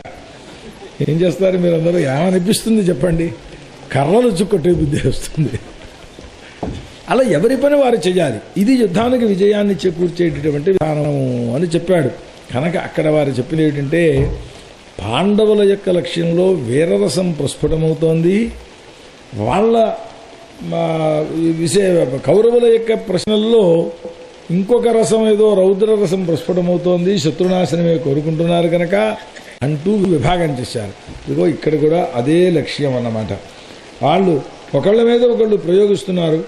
శిశుపాలుడు మొదలైన వాళ్ళందరూ వచ్చారు. సరే, వాళ్ళందరూ కూడా ఓడిపోయినారు. జరాసంధుడు, ఆ బలరాముడు మొదలైన వారు చేసే యుద్ధాన్ని తట్టుకోలేక అసలు ఆ రుక్మిణీదేవిని తీసుకుని కృష్ణ పరమాత్మ ఎప్పుడో చాలా దూరం వెళ్ళిపోయినాడు. ఇంక వీళ్ళతో యుద్ధం చేసి ప్రయోజనం ఏంటి? యుద్ధం పెట్టాలని తినలేదా ఏమైనా? వీడో అస్త్రం వేస్తే వాడు ఇంకో అస్త్రం వేస్తానంటాడు అని వెనక్కి వచ్చేసారు. వీళ్ళు ప్రయోజనరహితము అని చెప్పి గుర్తించి, సరే శిశుపాలుడు పాపం తలకాయ పట్టుకుని ఇంటి దగ్గర కూర్చున్నాడు. తలకాయ పట్టుకున్నాడో పైన ఏమైనా కప్పుకున్నాడో కూడా అంత తెలియదు. వాడి దగ్గరకు వచ్చి ఇప్పుడు చెబుతున్నారు వాళ్ళు, నష్టత్విషం ఎలా ఉన్నాడు అని. మొహంలో కాంతి వగైరా ఏం లేదు. గతోత్సాహం, పెళ్లి కొడుకుని విజయవాడలో జరిగింది ఒక చోట వివాహం. ఆ పెళ్లి కొడుకుని కాశీయాత్రకు ఎక్కడి దాకా వెళ్ళి రావయ్యా అంటే, నువ్వు వెళ్ళిరా అన్నాడు ఆ పురోహితుడు. సరే, ఆ గొడుగు అవి పట్టుకెళ్ళి ఏదో చేసి మొత్తం మీద పట్టుకొచ్చారు, కూర్చోబెట్టారు. ఆ మంచి షూటు బూటు అవన్నీ వేసుకుని కూర్చున్నాడు. తీరా అంటే అబ్బిబ్బే లాభం లేదన్నారు. ఆ పసుపు అక్షతలు చేత్తో పుచ్చుకుంటే పసుపు అయిపోతుంది, బట్టలన్నీ ఖరాబ్ అవుతాయి, నాన్ సెన్స్ అన్నాడు. పీఠమే మాత్రం కూర్చున్నాడు. చివరికి మంగళసూత్రం కట్టడం దగ్గరికి వచ్చేటప్పటికీ అదంతా పసుపుతాడు చేతిన పనికి రాదన్నాడు. సరే పురోహితుడే ఆయన బదులు ఏదో కట్టాడు. మంగళసూత్రం కడితే మొగుడైపోతాడు అనుకుంటారు, తప్పు. సప్తపది అయితే భర్త అవుతాడు, అంతవరకు భర్తృత్వం సిద్ధించదు. సరే మొత్తం మీద ఏదో జరిగింది. సాయంకాలం 4 ఊరేగింపు అన్నారు. 3 దగ్గర నుంచే ప్రారంభించాడు. యూటీక్లోకి వెళ్ళిపోయి మేకప్ చేసుకోవడం. 4 వచ్చాడు పాపం. ఈవిడ 3:30కే ఈ పురోహితుడిని కేకేసింది. తాళి కట్టింది నువ్వు, గణపతి పూజ చేసింది నువ్వు, కాశీయాత్రకు వెళ్ళింది నువ్వు, ఇంకో చేసింది నువ్వు, కాబట్టి నువ్వు మొగుడవుతావు కానీ వాడు కాదు కదా. ఇదిగో నీకు డ్రెస్ తెప్పించాను, వేసుకో, ఊరేగింపు పెడదాము అన్నది. జరిగిన చరిత్ర అండి, అబద్ధం కాదు. ఆ తర్వాత ఆ పెళ్ళికొడుకు వచ్చారు. నీ దగ్గర కట్నం ఎంత పుచ్చుకున్నావో, మాకు నీ వల్ల ఖర్చు ఎంత అయిందో అంత డబ్బు అక్కడ కట్టేసేసి వెంటనే వెళ్ళిపో, నీకు ఇక్కడ ఏమీ లేదు అన్నది. నువ్వు అలా తయారైంది శిశుపాలుడి పరిస్థితి ఇప్పుడు. ఆ కారణం చేత ముఖంలో కాంతి లేదు, ఏమీ లేదు. అట్లాంటి స్థితిలో నిజంగా పెళ్ళయిన తర్వాత పెళ్ళాన్ని ఎత్తుకుపోతే ఆ మొగుడు ఎంత బాధపడతాడో అంత బాధపడుతున్నాడు అన్నారు వరసక్కడ. ఎందుకంటే వ్యాసుడు పాపం చాలా జాగ్రత్తగా హృతదారమేవ, భార్యను అపహరించుకుపోతే ఎలా బాధపడతాడో అట్లా ఆతురుడై ఉన్నాడు అన్నాడు. అంటే మరి భార్య కాలేదుగా ఆయన దృష్టిలోనూ, అందుచేత చెప్పాడు, లేకపోతే ఇవా వేయకపోవాలి. సరే ఎండిపోయిన ముఖంతో కూరుకుంటే అప్పుడు ఈ జరాసంధుడు మొదలైన వారందరూ కూడా చెయ్య దాటిపోయాక ప్రతివాడికి వేదాంత బుద్ధులు అబ్బుతాయి. ఇది నిజమైన వేదాంతం కాదు, శుష్క వేదాంతం, అవసరం కోసం చెప్పే వేదాంతం అన్నమాట. వాడు హిరణ్యకశిపుడు హిరణ్యాక్షుడు చచ్చిపోయినప్పుడు హిరణ్యకశిపుడు వచ్చి ఎవరి కర్మకు ఎవరి కర్తలు, ఎవరాయుద్ధాయం ఎవరు పోయగలరక, ఎవడు చేసుకున్న దానికి వాడే ఫలితం అనుభవిస్తూ ఉంటాడు, ఒకళ్ళకొకళ్ళు కర్తలా. పాపం హిరణ్యాక్షుడు ఏదో అయిపోయినాడు, ఏం చేస్తామా అని మరదలని వాళ్ళందరినీ ఓదార్చేసి యువతలకు వచ్చి వెంటనే యుద్ధం ప్రకటించండి కై వైకుంఠం మీద అంటాడు వాడు. ఇప్పుడు అక్కడ చెప్పిన వేదాంతం ఇక్కడేమైందిరా అంటే అది రావడం లేదు, చెప్పడానికే మనకి. అట్లా వీళ్ళు వచ్చి ఏం చేస్తున్నారు, ఓ పురుష శార్దూలా, పురుషులలో పెద్ద పులివని సింహం లాంటి వాడా అని పిలుస్తున్నారు వాడిని, శిశుపాలుణ్ణి. మనలో మనం ఎన్ననుకున్నా అభ్యంతరం ఏం లేదు. గ్రామసింహం అంటుంటారు, ఎప్పుడైనా విన్నారా? అంటే ఏమిటి, ఎందుకు వచ్చింది ఆ పేరు దానికి తెలుసా? పంచాననము అని పేరు సింహానికి. అక్కడ పంచ అంటే ఇది కాదు అర్థం, ఎప్పుడు అలా నోరు తెరుచుకుని ఉంటుందిట. పచ విస్తారేనని ఆ ముఖం తెరిచి ఉంటుండేటటువంటి మృగానికి సింహము అని, ఆ సింహానికి పంచాననము అని పేరు. ఇది కూడా ఇలాగే ఉంటుంది, ఎప్పుడు తెరిచి గ్రామంలో ఉంటుంది కాబట్టి దీనికి ఆ పేరిట్టారు. ఇది పంచాననం అన్నమాట, తెరుచుకుని ఉంటుండేటటువంటి నోరు కలది అని. తెలుగుల్లో అచ్చ తెలుగుల్లో తెరనోటి మెకము అంటారు దాన్ని. మెకము మృగము, తెరనోటి తెరిచిన నోరు కలిగిన మృగం అన్నమాట. వీడు పురుష శార్దూలుడు, పురుషులలో శార్దూలుడు. అసలు సింహం కదా కదా. మామూలుగా పురుష శార్దూలు అంటే పురుషులలో శ్రేష్ఠుడా అని అర్థం చెబుతాం. సింహ శార్దూల్ చంద్రాజ్యాహ అని ఇలాంటి పదములు శ్రేష్ఠతావాచకములు అని చెబుతారు. ఇక్కడ అది కాదు, వాస్తవమైనటువంటి శార్దూలమే అందాం. ఏమిటంటే పురుషుల్లో శార్దూలు నోరు తెచ్చు కూర్చుంటాడు వాడి వీడి పరిస్థితి. లేకపోతే శిశుపాలుడు ఎక్కడైనా మహాయుద్ధం చేసి జయించినట్టుగా ఒక చరిత్ర అయినా ఉన్నదా? ఇదే అడుగుతుంటాం. ధర్మరాజు ద్యోతవ్యసనే అన్నట్టు. ఇప్పుడు ధర్మరాజు వాళ్ళు పిలిచినప్పుడు 2 సార్లు తప్ప ఇంకొక చోట ఎప్పుడైనా జోదవాడినట్టు మహాభారతంలో కానీ లేదా ఇంకో పురాణాల్లో కానీ, అవే కదా మనకి ప్రమాణం. ఎక్కడైనా ఉన్నదా? వాడు వ్యసనం ఏమిటి? అది అర్థం చేసుకునే వాళ్ళ యొక్క వ్యసనాలన్నీ దాని మీద పడుతూ ఉంటాయి. దాంతో లేనిపోని వీళ్ళకి కల్పిస్తూ ఉంటారు. ఇక్కడికి వచ్చేటప్పటికి పురుష శార్దూలా, ఎందుకయ్యా ఇలా కంగారు పడతావు, మనస్సంతా కలుషితం చేసుకుంటావు అన్నాడు. ఏమిటి కారణం? మహాత్ములైనటువంటి వారు ప్రీతి కలిగించే విషయం జరిగినా అప్రీతి కలిగించే విషయం జరిగినా ఏమీ దౌర్మనస్యాన్ని పొందకూడదు. అది లోకంలో ఉంటుంటాయి, మనమే ఎప్పుడూ కూడాను అట్లా ఉండాలి. ఎందుకు ఇప్పుడు లోకంలో యథా దారుమయీయోషిదు నృత్యతే కుహకేచ్ఛయా బొమ్మలాట ఉంటుంటుంది, చూసారో లేదో. చక్కని బొమ్మల్ని తయారు చేస్తాడు, వీటికి తాళ్ళు కడతాడు, ఈ దారాలు పైనుండి పైన అక్కడ కూర్చుంటాడు వాడు. ఇలా కలిపితే ఈ బొమ్మ కదులుతుంది, అలా కలిపితే ఆ బొమ్మ కదులుతూ ఉంటుంది. అట్లాగే ప్రపంచకమంతా పరమాత్మ వల్ల కదులుతూ ఉన్నదయ్యా. అంతే తప్పిస్తే దీంట్లో వచ్చేటువంటి విశేషమేమీ లేదు.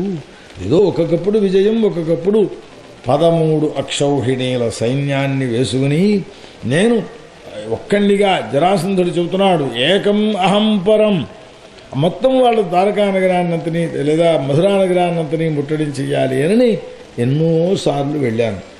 అయినప్పటికీ తర్వాత ఏమైంది అని 18వసారి విజయం వచ్చింది. 17 సార్లు ఏడుస్తూ కూర్చుంటే 18వసారి దాకా వెళ్ళేందుకు వీడుంటాడా? ఎప్పుడైతే ఒకసారి అపజయం కలిగిందో ప్రాణత్యాగం చేస్తాను, ప్రాయోపవేశం చేస్తాను, లేదా అడవుల్లోకి పోతానని మొట్టమొదట అనుకోవడం ప్రకారం వాడే వెళ్ళిపోతే ఇక 12వసారి నుంచి యుద్ధాలు అవసరం లేదు. ఆ ఎవరిలో వచ్చి వాళ్ళు చెప్పారు కాబట్టి విన్నానండి అంటున్నాడు. ఇదో మాట, ప్రాయోపవేశం చేశానంటాడు. నిరాహార దీక్ష, ప్రాయోపవేశం అంటే అంతకంటే ఏం లేదు.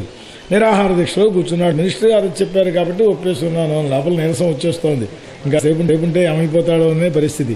ఆయన ఆ టైంకి వచ్చాడు, చెప్పాడని వంక పెట్టి శుభ్రంగా నిమ్మకాయ నీళ్లు పుచ్చేసుకున్నాడయ్యా అని.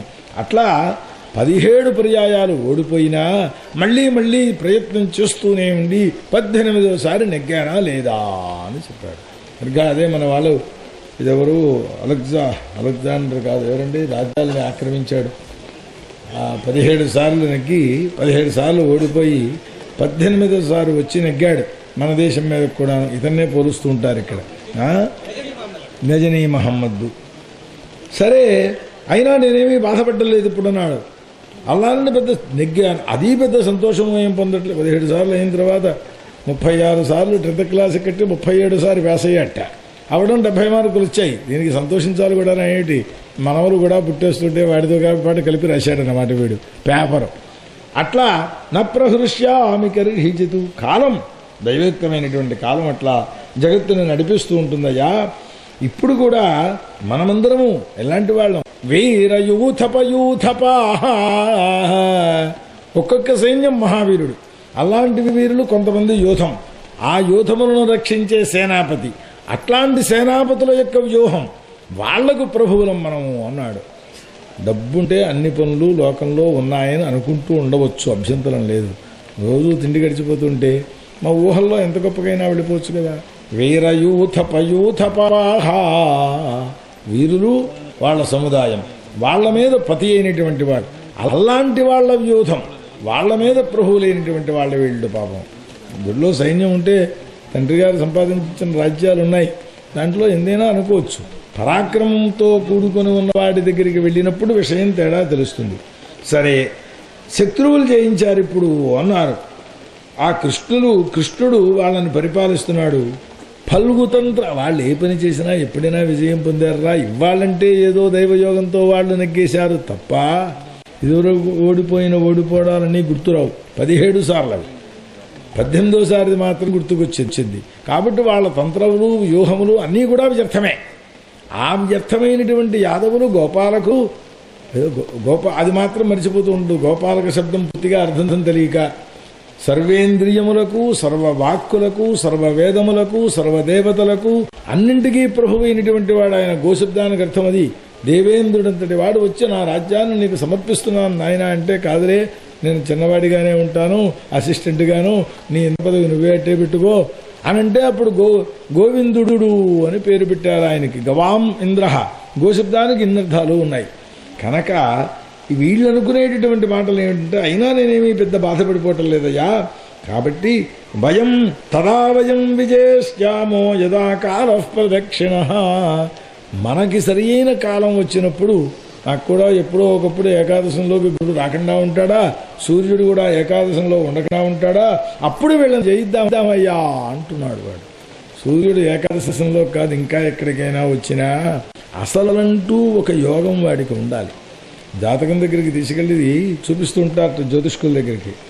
వాడు ఒకడు వెళ్ళాడు, వాడి యొక్క పరిస్థితి చూచి, వాడికి ఏకాదశి ముందు సూర్యుడున్నాడు, ఏకాదశి ముందు గురుడున్నాడు. వాడికి ఏం చెబుతాట, నీకు ఈ నెలలో 1000 రూపాయల లాభం వస్తుందయ్యా అని చెప్పాడు. ఎందువల్ల అని వాడు గోచిగుడ్డట్టు వెళ్ళాడు. వాడికి వచ్చే లాభం అదే పెద్ద లాభం. అదే ఒక మహారాజు వచ్చి పరిశీలిస్తే 2 రాజ్యాలు కలుస్తాయ్యా నీకు అన్నాడు. వాడికి 2 రాజ్యాలు కలవడం ఎంతో, వీడికి 100 రూపాయలు రావడం కూడా అంతే. కారణం ఏమి అని, వీడి జాతక స్వభావం, మొత్తం స్వభావం అలాంటిది, వీడి లగ్నం యొక్క స్వభావం, వాడి లగ్న స్వభావం అది.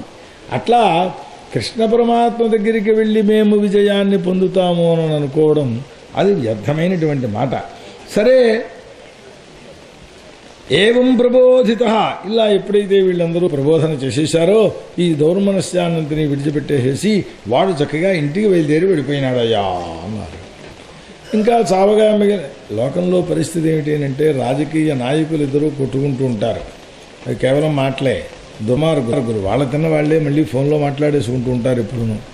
ఈ కొట్టుకుని చచ్చిపోయి లేదా ధన నష్టం పొంది పేడ పొందేవారు ఎవరయ్యా అని వెనకాలండే అనుయాయులు వాళ్ళ కోసం కొట్టుకుని, ఇది లోకస్వభావం. ఎలాగో అలాగే ఇక్కడ కూడా ఎప్పుడైతే ఆ కృష్ణ పరమాత్మ ఆ అమ్మాయిని తీసుకుపోయినాడో ఇతడు తన యొక్క పరివారంతో సహా ఇంటికి వెళ్ళిపోయినాడు. పెళ్ళి అవంది వీడికి, అవుతుందనుకున్నది వీడికి, ఏదైనా దెబ్బలు నష్టం లాభం ఏమున్నా వీడికి ఉండాలి, వీడికి ఏం లేదు, హాయిగా వాడి సైన్యాన్ని పుచ్చుకొని వాడు వెళ్ళిపోయినట్టు. ఇంకా పాపం మిగిలిన సైనికులు సహాయం కోసం వచ్చిన వారు ఎవరెవరున్నారో వాళ్ళల్లో చావగా మిగిలిన వాళ్ళు వాడే విడిపోతే మనకెందుకురా అన్నారు, వాళ్ళు చక్కపోయారు. పోతే వాళ్ళ పట్టణాలకు వెళ్ళిపోయినారు.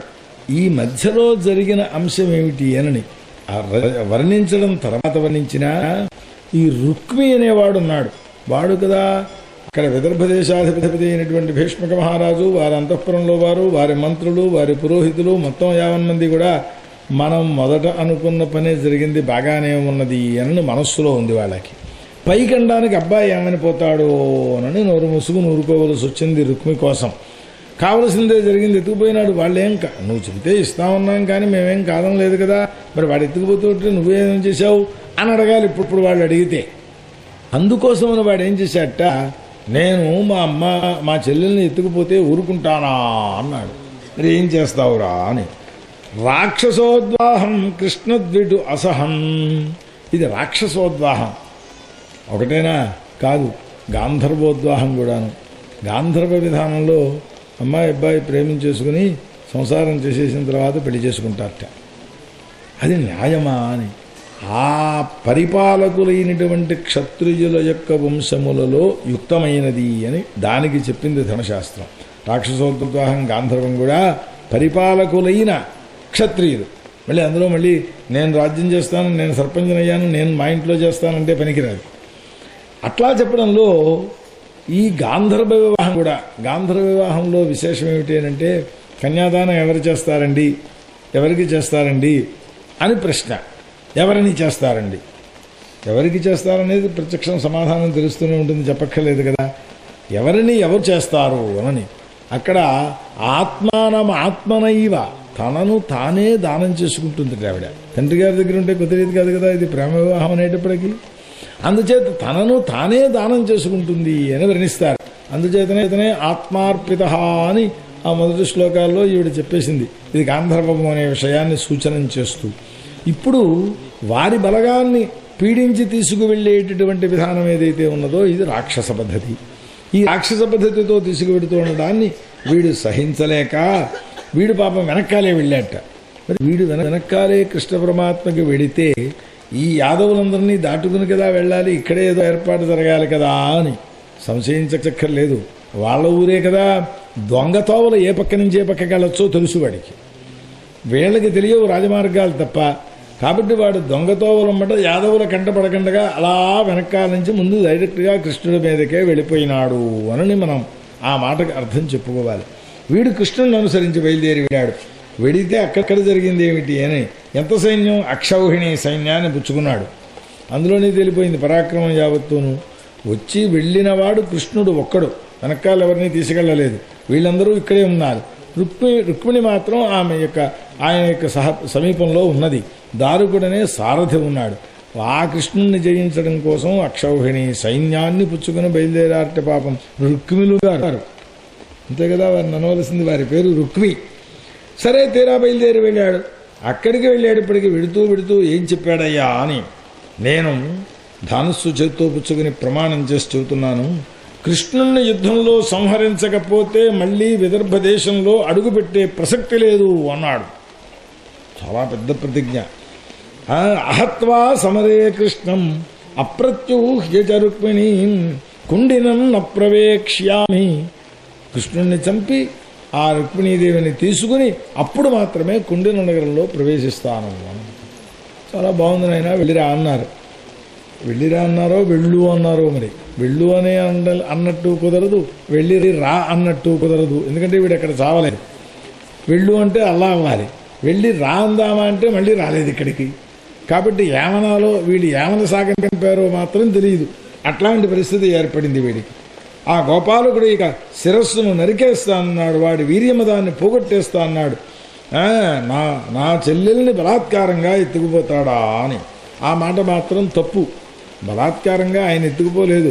ఆవిడ స్వయంగా కృష్ణ పరమాత్మ ఆ రుక్మిణి అలా వస్తుంటే తన రథాన్ని జాగ్రత్తగా పక్కకి తోలించి ఆమె దగ్గరగా వచ్చేటప్పటికి ఆమె కాలు దాని మీద మోపడం ఏమిటి, చెయ్యబుట్టుకుని పైకి లాక్కున్నాడు. ఇదే పాణిగ్రహణం అయిపోయింది అక్కడ.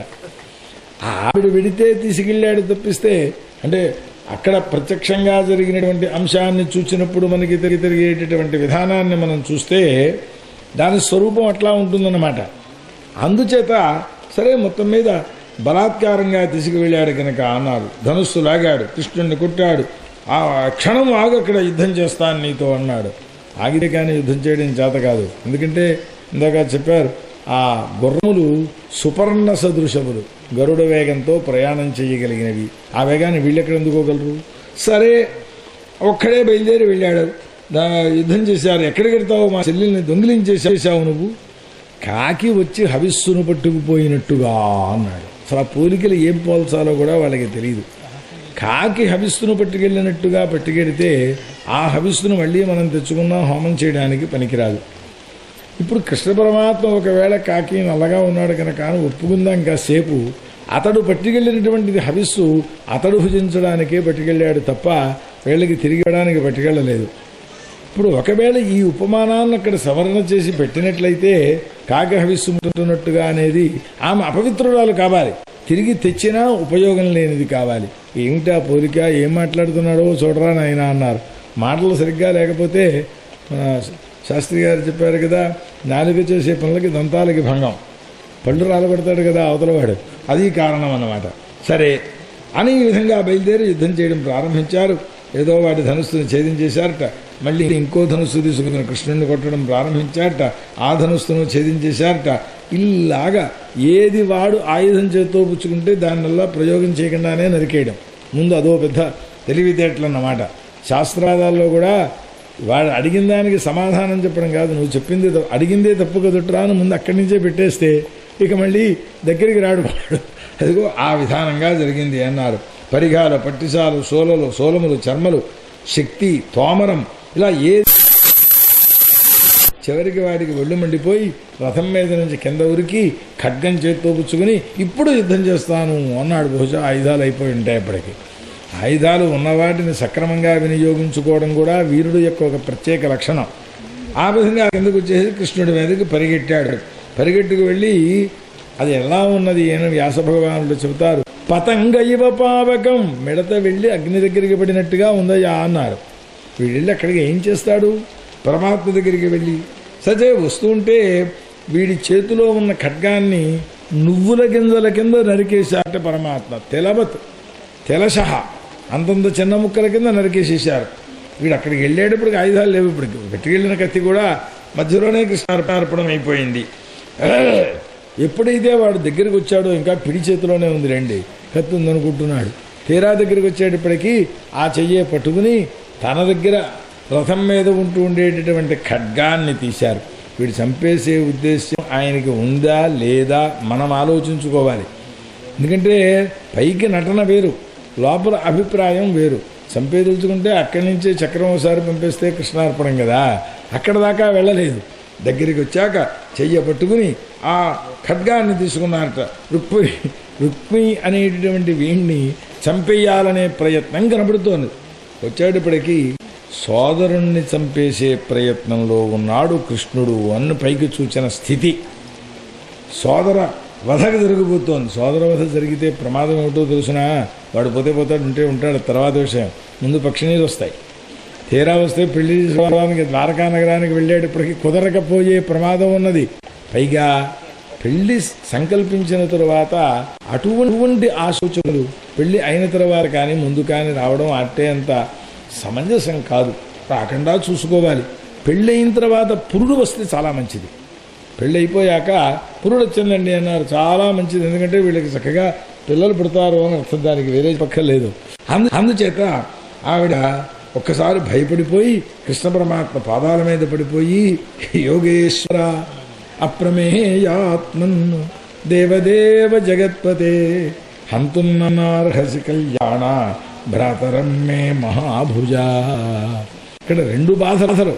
పోతాడు వాడు వెనకే ఉంది, మనం ఇలాగే కృష్ణ పరమాత్మ దగ్గరికి వెళ్ళిపోతున్నాం కదా అనుకుంటే తల్లిదండ్రులు బాధపడతారు. ఎంత దుర్మార్గుడైనప్పటికీ కూడా పెద్ద కొడుకు కూడా మళ్ళీ అందులో లోకంలో పెద్ద కొడుకు మీద కొన్ని ఆశలు పెట్టుకుంటారు కదా, నీళ్లు విడిచిపెట్టాలి, ఇంకోటి చేయాలి, వాడి వల్ల వారేనని కోరుకుంటూ ఉండేవాళ్ళు ఉంటారు.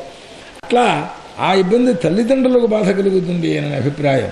సరే ఏమయ్యా, నా అన్నగారిని సంహరించకు, అక్కడ ఇంత అభిప్రాయం ఎక్కడుందండి, వ్యాసుల వారు ఏం రాశాడు అని. కళ్యాణ అని సంబోధించింది, మంగళస్వరూప అని. మరి తెల్లవారితే ఆపదంతో ప్రయోగించడంలో అభిప్రాయం ఏమిటి?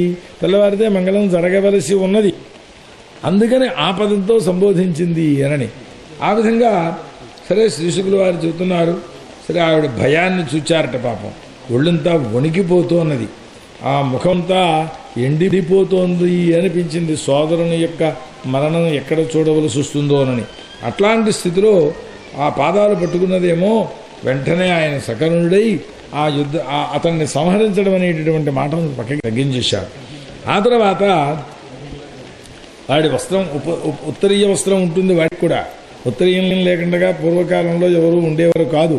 ఆ ఉత్తరీయ వస్త్రంతో ఆ రథం యొక్క స్తంభానికి వెనక్కి విరిచి కట్టేశారు చేతులు.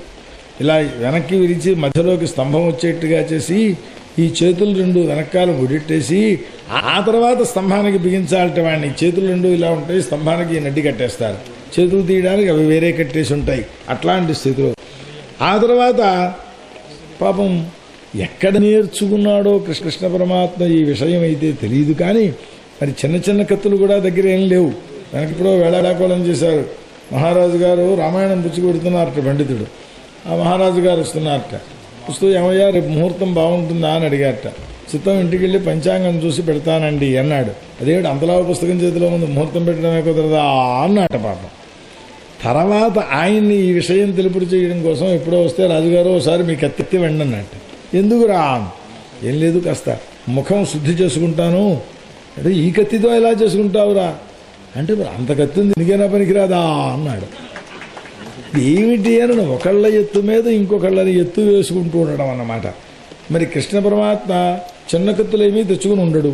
ఈ పెద్ద కత్తి, దాంతో ఈ రకమైనటువంటి కార్యం చేయడం ఆయనకి అలవాటు ఎప్పుడూ ఉండకూడదు, అవసరం లేదు. అంటే ఎవరిది వాళ్లే చేసుకోవడం కూడా ఆధునిక కాలంలో వచ్చింది తప్ప మరి ప్రాచీన కాలంలో ఆ వృత్తి ధర్మం గల వాళ్ళు వాళ్లే చెయ్యాలి. అలాంటిది ఈయన ఆ కార్యక్రమం ప్రారంభించాడు, వపన కార్యక్రమం. ఓ మీసం తీసేశాడు, ఓ ప్రక్క సరిగ్గా పాపిడి తీసినట్టుగా ఈ పక్క జుట్టంతా తీసేశాడు, ఈ పక్కన మాత్రం అట్టిపెట్టాడు. విరూపకరణము అని పేరు పెట్టారు దానికి. ఇది ఇవాళ ఇండియన్ లా ప్రకారంగా కూడా వితౌట్ అవర్ పర్మిషన్ ఎవడైనా జుట్టు కట్ చేస్తే వాడిని తీసుకెళ్లి జైల్లో పారేస్తారు. చాలా దోషం అది. తలకాయ తీసేసినట్టే. వెంకటేశ్వర స్వామి దగ్గరికి వెళ్ళి జుట్టిస్తున్నారు అని అంటే తలకాయ ఇవ్వలేక ఆ శిరస్సులో ఉండేటటువంటి వాటిని అన్నింటినీ అక్కడ విడిచిపెట్టి వస్తున్నాము అని అర్థం. అట్లాంటి స్థితిలో విరూపకరణం చేశారు అన్నారు. అర్ధక్షౌరం మామూలు మాటల్లో చెప్పాలి అని అంటేను. సరే ఈ విధంగా జరుగుతుంటే ఇంతట్లో పాపం సంకర్షణుడు బలరాముడు కూడా తనతో యుద్ధానికి వచ్చిన వాళ్ళని అందరినీ అక్కడ పూర్తి చేయడమో, పారిపోయిన తర్వాత ఊరుకోవడమో ఏదో చేసేసేసి ఆయన ఇంతట్లో ఇక్కడికి చక్కగా వచ్చాడు. ఈ కార్యక్రమం అయ్యేటప్పటికి సరిగ్గా వచ్చేటప్పటికీ గబగబా వచ్చాడు ఆయన రథం దగ్గరికి. ఏమిటి కృష్ణ అని ముందు వాడి కాళ్ళు తట్టు ఆ కట్టేసినటువంటి కట్టుని విప్పేసేసి అక్కడ కూర్చోబెట్టి అసాధ్విదిత్వయం కృష్ణయా కృష్ణ, కృష్ణ నువ్వు చాలా తప్పు పని చేశావురా, ఏమైనా బాగుందా? లోకంలో చూడండి ఆ సీను ఆమెను మాట్లాడే మాటలు చూస్తే నాకైతే అనిపిస్తుంది, పక్కింటి వారి అబ్బాయి మన అబ్బాయి కొట్టుకున్నారు. ఆ కొట్టుకున్నప్పుడు వాళ్ళదేదో పూర్తిగా తగలబెట్టేశాడు మనవాడు. వాళ్ళు కొట్టి చావగొట్టేద్దామని చెప్పి కర్రలో వేపుచూ వస్తున్నారు. ఆ సమయంలో ఈ పెద్ద మనిషి ఇద్దరి మధ్యకి వచ్చేసేసి ఈ తన కుర్రవాణ్ణి పట్టుకుని బండబూతులు తిట్టేసేసి, దుర్మార్గుడా, నా వంశంలో పుట్టి ఇలాంటి పాప పనులు, అయ్యా ఏమనుకోకండి కుర్రవాడు కదా, ఏదో జరుగుతూ ఉంటాయి, ఎనరా దుర్మార్గుడా, వీళ్ళను తిడుతూ ఉండడం, వాళ్ళని కొంచెం సాంతనపరుస్తూ ఉండడం, ఎందుకు ఈ పనులు అని తన వాడిని రక్షించుకుందు కోసం ఈ తిట్లో కొట్లో వాళ్ళనే కొట్టనిస్తే కాళ్ళు చేతులు ఉండవు వీడికి.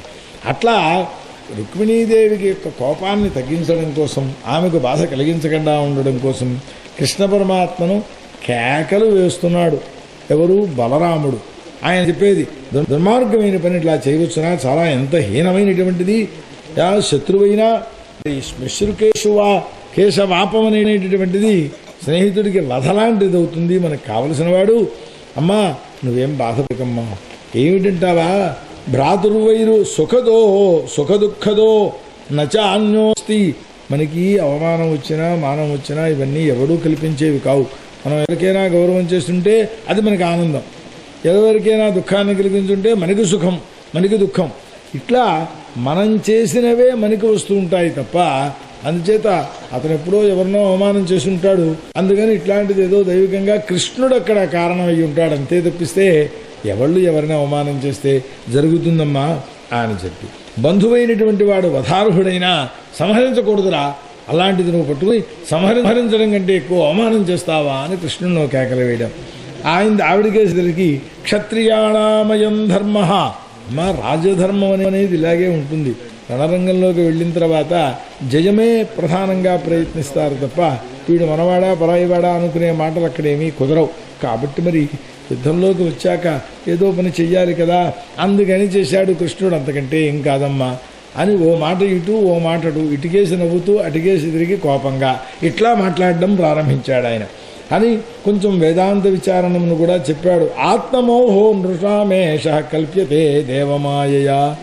ఈ మోహం అనేటటువంటిది దైవమాయ లబ్ధమైనటువంటిది కనుక మనం ఎక్కువగా బాధపడకూడదు.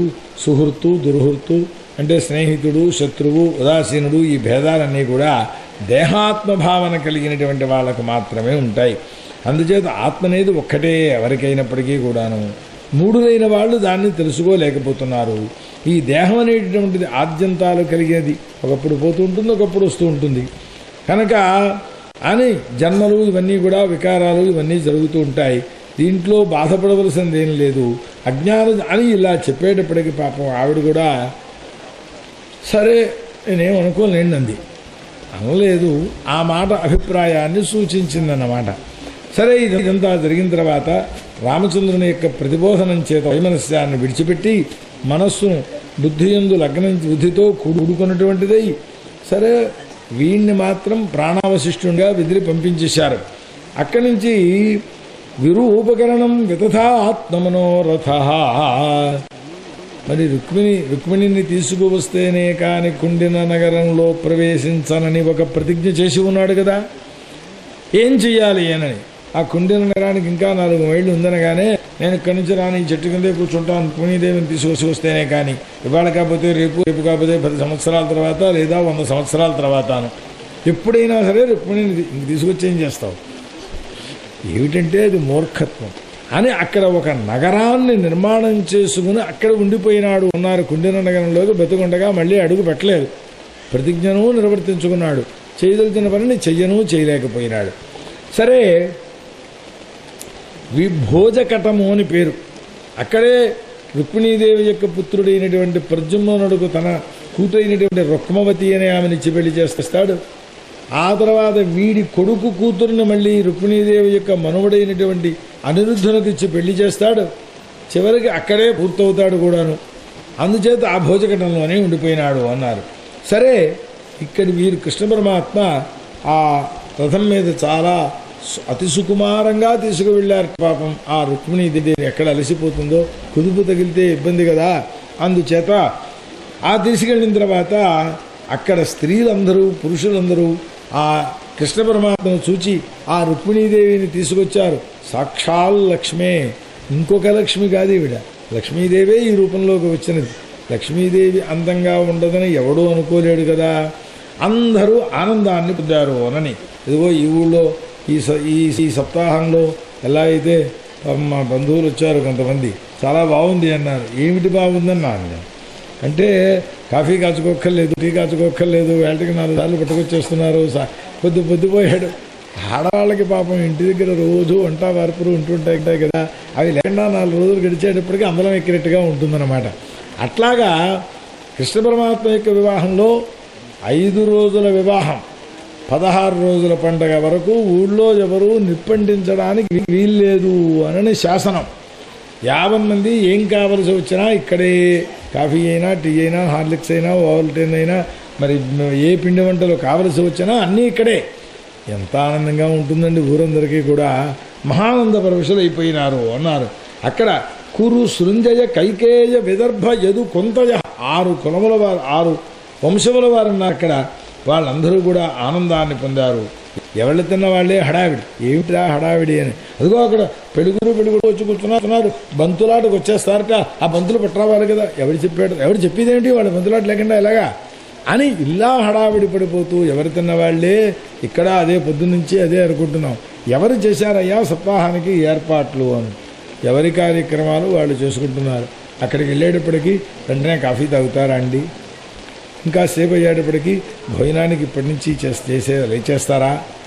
ఇదిగో అలాంటి సౌకర్యాలు అక్కడ మా ప్రత్యేకించి దీక్షితులైన వారికి సౌకర్యం, ఇక్కడ దీక్షా భక్తులకు సౌకర్యం, ఇక్కడ మామూలు వారికి సౌకర్యం. అయ్యా ఎంతమంది వస్తే అంతమంది భోజనానికి లేవండి అంటున్నారు. ఏ పూట కాపూట వస్తే వారు ఎంతమంది వస్తారో తెలియదు, అక్కడ ఎన్ని వండారో తెలియదు, ఎక్కువ వండేసి అట్టి పెట్టి పారపోసారో తెలియదు, లేక తక్కువ వండేసేసి వచ్చిన తర్వాత ఏర్పాట్లు చేస్తారో తెలియదు. ఎవరికైనా ఎప్పుడైనా ఒక్క మంచినీళ్ళ చుక్క లేటుగా అందిందని చెప్పగలిగిన వారు ఈ సభలో ఎవరైనా ఉన్నారా? ఇది పరమేశ్వర వర్మగారు చెప్పిన మాట వాస్తవం. ఏదో సూర్యనారాయణ అవధాని గారో లేకపోతే కేశనకురు వర్మగారో లేదా ఇంకోరెవరో కలగజేసుకుంటే అయ్యేది కాదు. కృష్ణ పరమాత్మ యొక్క అనుగ్రహం. ఆ పరమాత్మ అందరి హృదయాల్లోనూ ప్రవేశించి పందిళ్ళు వేసేవారు. ఈ పందిరు లేకపోతే ఏమవుదు? నిన్నటి వరకు వర్షం రాలేదు అన్నారు. ఆ వర్షం రాలేదు కనుక పందిరి పీకేయండి అయ్యా అని వేళ కూర్చుంటే కృష్ణార్పణం, అంతే కదా జరిగేది. అట్లా ఎవరి పనులను వాళ్ళు తొందరగా చేసుకుంటున్నారట. ఆ తర్వాత విశేషం ఏంటి అంటే ఇందులో చెప్పలేదు కానీ ఆ అగ్ని ప్రజ్యోతనుడని ఆ బ్రాహ్మణుడు పాపం సాక్షాత్ ఆ రుక్మిణీదేవికి పరమాత్మను తీసుకువచ్చి అందించారు కనుక ఆ బ్రాహ్మణునకు అప్పుడు ఏదో ఒక ప్రత్యుపకారం చెయ్యాలని చూస్తే కనీసం మరి ఇలాంటి దానిమ్మ పళ్ళో లేకపోతే యాపిల్కాయలో బత్తాయికాయలో అప్పుడు దొరికాయో లేవనడానికి వీల్లేదు. కన్యావంతపురంలో లేకుండా ఎక్కడికి పోతాయి? ఆవిడ ఏం కావాలంటే అన్నీ జీడిపప్పులు, పిస్పళ్ళు, మరి ఇంకో రకరకాలైనటువంటి పప్పులు అన్నీ ఉంటాయి. ఇవేవీ కావు. అతడు చేసిన ఉపకృతికి ప్రత్యుపకృతి కావాలి అని అంటే ఇంక చెయ్యగలిగింది ఏం లేదు అనని సర్వలోక లక్ష్మీ స్వరూపిణి అయినటువంటి ప్రకృతి స్వరూపిణి ఒక్క మాటలో చెప్పాలి అని అంటే అటువంటి ప్రకృతికి దొరకని వాడు పరమాత్మ దానిని దొరికింపచేశాడు కనుక ఏం చెయ్యాలో తెలియక నమస్కారం చేసింది అన్నారు. ఎందుకయ్యా ఈ ఒట్టి నమస్కారాలు? వీటి వల్ల ఏమైనా కడుపు నిండేనా కాలు నిండేనా ఏదో సన్మానం చేస్తామని తీసుకెడతారు. ఇలాంటి దండలు 50. అవి పాపం ఏమిటి పువ్వులు, తెల్ల పువ్వులు ఉంటాయి, లిల్లీ పువ్వులు, అవి ఎట్టుకొచ్చి ఇంత దండలు వేసేస్తారు. పురుగులు పాకుతాయి, చొక్కా పని లోపలికి పోయి పాకుతూ ఉంటాయన్నమాట. స్టేజ్ మీద కూర్చున్నాక ఏం చెయ్యాలో తెలియదు. అయ్యా వెళ్ళరండి, నిజంగా మీకు సన్మానం చేశాం, మా జన్మధన్యమైపోయింది. రూపాయలు లేవు, రప్పలు లేవు, శాలువా లేదు, పంచులు లేవు, ఏం లేవు. దండలు పంపించేస్తారా? నమస్కారాలు చేస్తే వీడికి వచ్చింది ఏమిటండి? ఇవ్వాలి డబ్బులు, బంగారాలతో హారాలు వెయ్యాలి. కావాలని అడుగుతున్నాను అనుకుంటారేమో. నాకేం అక్కర్లేదు, నాకేమున్నాయి, వేసిన మాల్లో ఇంట్లో ఉన్నాయి. చేతికి కంకణాలు వేసుకోవడం మానేస్తున్నాను. కేవలం సప్తాహానికి ఇది ఒక్కటే వేసుకుంటాను. ఇంకా 2 ఉన్నాయి ఇంట్లోనే. ఎప్పుడు వేసుకోవాలో నాకేం తెలియట్లేదు, వేసుకుంటే భయం. అది కాదు అక్కడ ఉద్దేశం. కార్యక్రమము అని అన్నప్పుడు ఒకరిని శ్రమ పెట్టినప్పుడు కృతేజ వారి వల్ల ఫలితాన్ని పొందినప్పుడు దానికి ప్రత్యుపకారం చెయ్యాలి.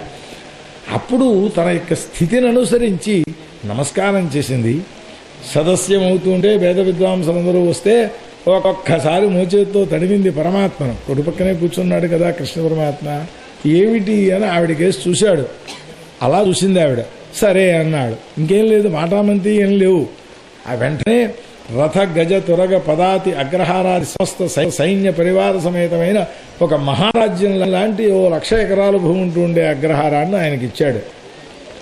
లక్ష్మీదేవిని ఇచ్చాడు కదండి ఆయన. ఆయనకి ఏమివ్వాలి? ఎంత కష్టపడి వచ్చాడు తన దగ్గరకు. ఆ లౌకిక వ్యవహారంలో అట్లాంటిది ఆయన సన్మానం చేశారు అనని వివరణం చేస్తారు. సరే, ఈ చరిత్ర విని ద్వారకా నగరంలో వివాహం అయిందిట రుక్మిణీ కృష్ణులకు అని. అలాగా, అదేమిటి రుక్మిణి శిశుపాలుడికి కదా ఇస్తా ఉన్నారు, మనకందరికీ శుభలేఖలు వచ్చేసాయి కదా అన్నారు.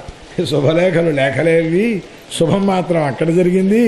హాయిగా వాళ్ళు వివాహం చేసుకున్నారు. ఆ ఊళ్ళో వాళ్ళందరూ వీళ్ళ పెళ్లికి కావలసిన సౌకర్యాలను అన్నింటినీ చేకూర్చారట. ఆఖరికి దీని పేరేమిటి, ఆఖరి ఏమంటారు, నాగవల్లి నాడు కూడా మొత్తం పప్పు తప్పడం అన్నీ ఏర్పాటు చేసేస్తుంటే అబ్బాయి వాళ్ళ పెసరపప్పే ఉండాలి కదా పులుసుగాను అని గుర్తు చేసుకుంటూ అవి చేశారట వారు.